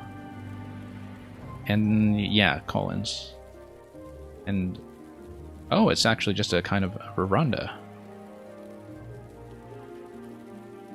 Gradino, despite being Collins only, I think I have seen it. Not, you know, as being part of the Adoring set. But I guess I don't know that cold. Otherwise, you know, if I had studied that a bit more systematically, I would have seen that as a set with Adoring. Yeah, that's the only stuff that is actually big. So yeah, didn't see those, but both of them being Collins only, I can see why that miss would have happened. Let's just take a look at this from the start and see how that went. Yeah, Det, pretty clear play from that rack, I think. Det T would have been kind of interesting if we wanted to stretch out. Instead, we're just going to fool around with this stuff, but all of this is 10 points. The same leave. I think playing off EE was the right idea. And yeah, playing in that direction was a good call.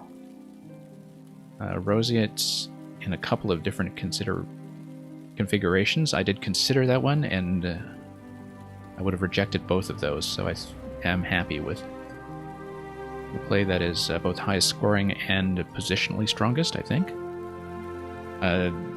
He's never going to miss with this. Pan fry. That would have been interesting. Yeah, we were talking about Harpy, and I ended up playing Fairy. And yeah, Harpy does look quite a bit better there, in terms of being positionally safe in this corner. But look at that Furphy. Furphy, I have no idea what that is.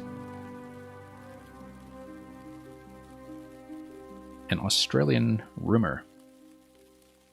We'll have to keep that in mind the next time we're in Australia. We're raiding one of our Australian compatriots on Twitch. And yeah, pretty clear play over there. I don't know if there's much else to look at here. No, I think at that point he wants to diffuse that before I do. And actually, yeah, one of the things that I was not really considering with this Y ending is the Collins NY, or for that matter, the Collins FY, had I kept the F and played Harpy there.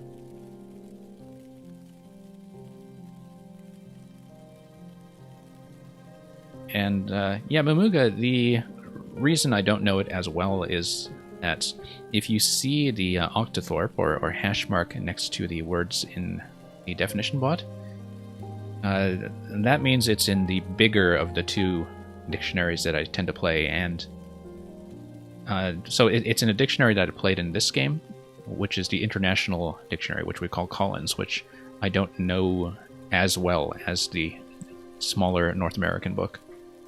But that's why this is a difficult game, and a constant learning experience. So yeah, I still have troubles visualizing some of the call-ins twos sometimes that are consonants only. So that would be things like FY, NY, ST. I actually miss a surprising amount of time. But when you have Y endings like that, that's something I need to consider, that you would not just be going consonant, vowel, vowel, consonant in a position like this. KY, yeah, that's right. KY jelly to go with your jello mochas. Pension, I just missed completely. I don't know why I was thinking pachinko when pachinko was a 9. I was thinking of poaching, though. And pension is colons only, okay. I feel like it's familiar. I don't know if I would have tried it even if I had seen it. Like, I don't think I was confident about that. Aphonic I should have known. Considering that I was even considering phonic through here, and I was thinking, like, okay, if I put down phonic, I've got AN. Does AN go with phonic in some way? And I just didn't step back to consider, like, my own N. Or... Pachinko... I can't count. I can't count. Can I? Yeah, okay, no, so I was not wrong about pachinko. I just, have trouble visualizing things. I should have known aphonic. I do know it, actually. I should have seen it, considering how close I was to finding it. And Mamuga, I do know from the picture you showed in the Discord that the order in that puzzle was to kind of get there while small, and to pick up the mushroom from that point. But I'll look at that in Discord and I'll get back to you on that. Especially if we do get back to that puzzle next week. Yeah. Should absolutely not have missed aphonic there. As far as misses go, though, I feel like that's not the worst thing in the world. Yeah, PHT there. Yeah, I didn't mind that, given that it was still building towards a bingo. Liniment, interesting. Okay, Noah is actually going to miss liniment in that position, but that's obviously going to be a big threat when it comes to forking the board this way, and ENT is a pretty powerful leave, so... Yeah, because if he had seen liniment, I don't think it's that he saw it and didn't choose it. I think he probably just missed it. A clinic. Given that it's, well, the same problem as aphonic, actually, where I saw the 6. And I would have been much less confident in a clinic than in aphonic, but now that I see the definition of a clinic, I feel like I should have known that 100%.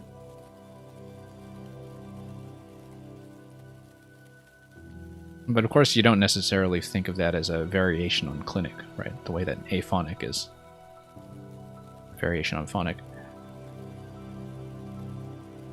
So I missed both aphonic and aclinic in the exact same way.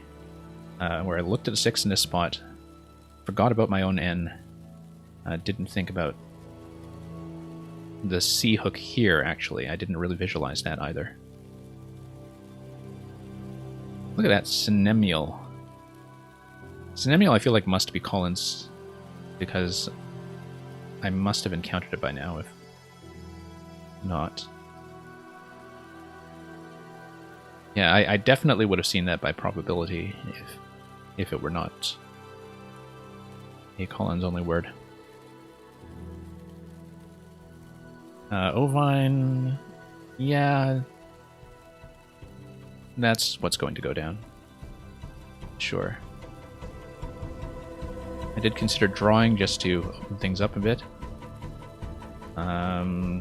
Once again, not visualizing a clinic, so much for those plays over there. And I wouldn't have wanted to block the P lane anyway, so I feel like drawing was pretty reasonable. Poofiest. And you can still be a poof in Collins. But, of course, he's going to go for the bingo there. And, okay, Lard. Yeah, that's exactly what I considered. I was, of course, immediately punished with the K for that. But in terms of the evaluation, this looked somewhat reasonable, I guess. I guess I don't mind being vowel heavy because I'm thinking about vowel endings at this point anyway. Okay, so Hoik or Hake? Hoiked, well, I mean, you wouldn't have burned the blank for that, but yeah, no matter what, the K was just going to kick me in the face there. Interesting that he does choose to keep O over A. I guess that is a consideration of the pool at this point. If he's looking at 3 A's in a bag and 2 O's, maybe. Now let's take a look at what is here. Mojara I missed. Yep, that's right. Oh, look at the J placement there too, and not the placement necessarily, but looking at some of the alternatives here, yeah, I mean, pretty clear best spot for it when it comes to opening. So once again, I think I just didn't know Mojara, or Mohara, I guess. Have to know more about our Spanish fisheries. Pretty clearly outseen here.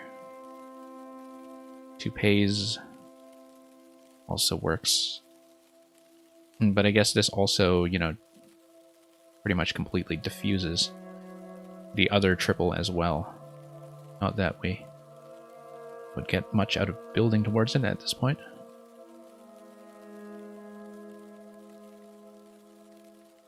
Parazoon. So I did miss something. Parazoon. Parazoon, I guess. Yeah, because Parazoon, Parazoa. But this is a Collins Zoa, so. So I was not wrong to think about Zoa. But I would not have known this particular Zoan. Zona here, yeah, I should have considered that. I think I was too much in bingo mode at this point. But I was also massively behind, so. Because here, I mean, the Z gives back a lot. But if he capitalizes on the Z, openings still remain somewhat open. I mean, if he capitalizes on the Z, I just lose, I think, but...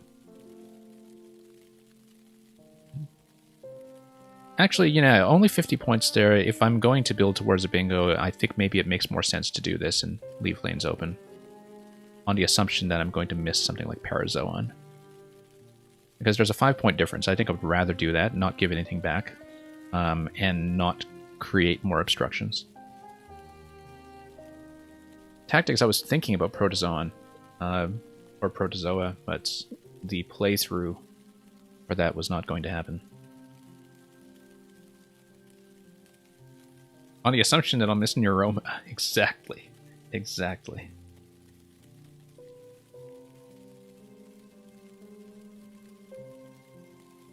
And, yeah, Neuroma was a bad miss. Like, I should know that set cold for sure. It's just, but it's one of those where, like, you definitely do know it as a set and know it by alphagram. Like, I don't think I would, on the fly, be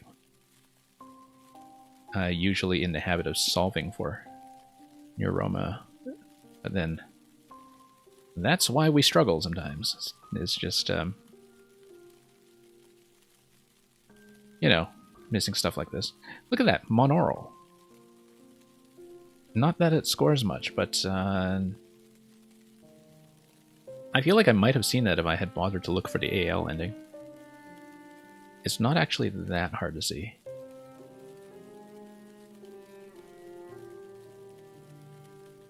And hey, Loop. Not taking codes at the moment, but hope you're doing well over on your side. I saw that you were kind of pushing through some garbage on your stream earlier today. And yeah, the idea behind MU here was to create the most obvious and blockable opening in the world.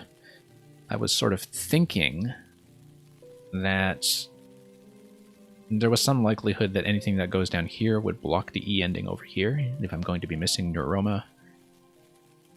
But with Q still in the bag, V still in the bag, all that stuff, maybe this was not a good way to open anyway. I mean, like, seriously, the problem here is that I just missed Neuroma, right? Like, there's no excuse for that.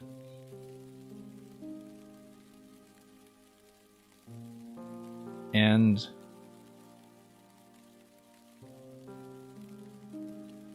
yeah, Loop, it would be much easier to... we're just kind of doing the post-game analysis of a game I've already lost. We went 1 and 2 in tonight's group. The issue with just throwing words at the wall and hoping they stick is that we do play against legitimately really good players here. Like the opponent quality that I lose to on this stream. Like, we do lose to the best. And they are willing to, and very much able to, call me on those kinds of shenanigans. Okay, as I said when I looked over the end of the game earlier, just didn't know Verando and Gradino. Yeah, I guess we just need to know that call-in set with Gradino and Adoring. So yes, Loop, it is free to play. It's on woogles.io. And it's pretty much a free and ad-free service. It's basically like Lead Chess, if you know chess at all. And yeah, lots of different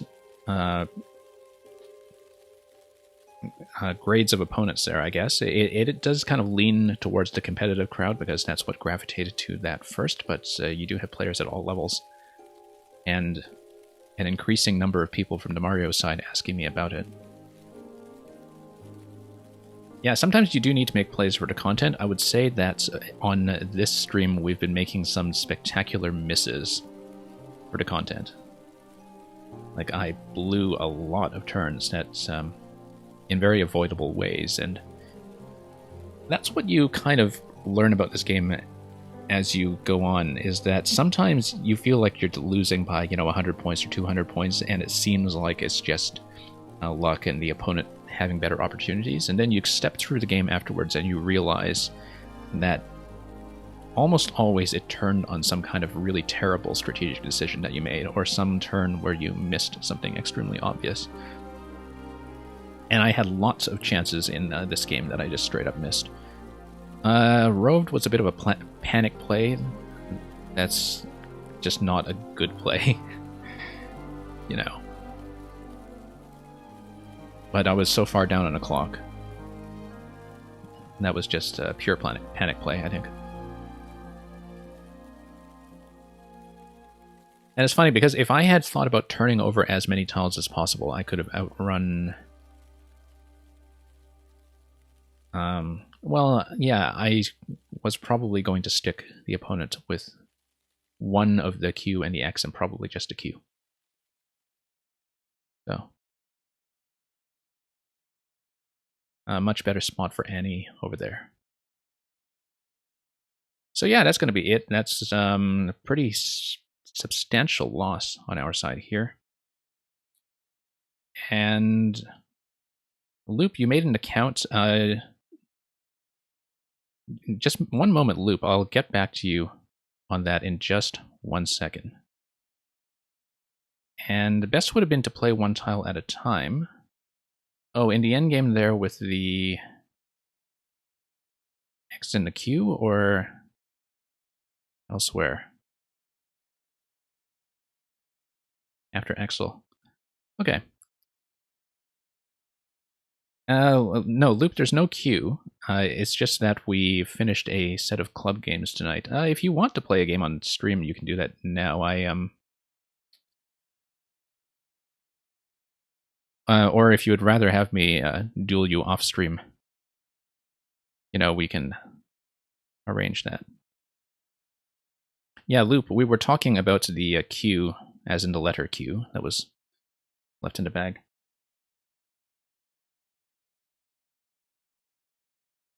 But Loop, actually, at some point, maybe we'll do some kind of content for viewers with this thing. Like, lately, I've just been broadcasting the club games here for a regular session in this time block every Wednesday, which usually collides directly with some of the bigger Scrabble streams. But if you want to play off stream, I'll talk to you about that in a moment, because I actually do have to log off for something quickly. But in the meantime, I can send you on to a raid over on a very good program that's going to be on tonight. That's also in this category. And we'll just probably wind down this stream from here. So. And yeah, thank you for dropping by, both Tactics and reigning North American champion Jelamogas. Very helpful to kind of be nudged this way and that when I miss things that are sometimes obvious and sometimes not so much. And also good in general to have more people from the Scrabble side come in, although I know this stream is sometimes a bit of a tall order, since this club runs at the same time that Montreal is on Josh's stream every week, and I usually feel like I'm missing that as well. So, speaking of which, it's Josh's birthday. Let's head over to Axer Typo and wish him a happy birthday during his stream with Eric, which I believe is still on. So just hang on a moment here while I send you over. And in the meantime, we'll just thank you for watching. And people who are from the Mario Maker side will have more of that going on over the rest of the week in the usual late time slot. And oh, actually, is Josh not actually on right now? Or is he just on? Oh, no, he's in a chess category. I think that's why. Yeah. So we'll send you over in just one moment. But in the meantime, thank you for joining me for this session. And we'll see you soon enough. So have a good evening. Have a good night. Fare thee well.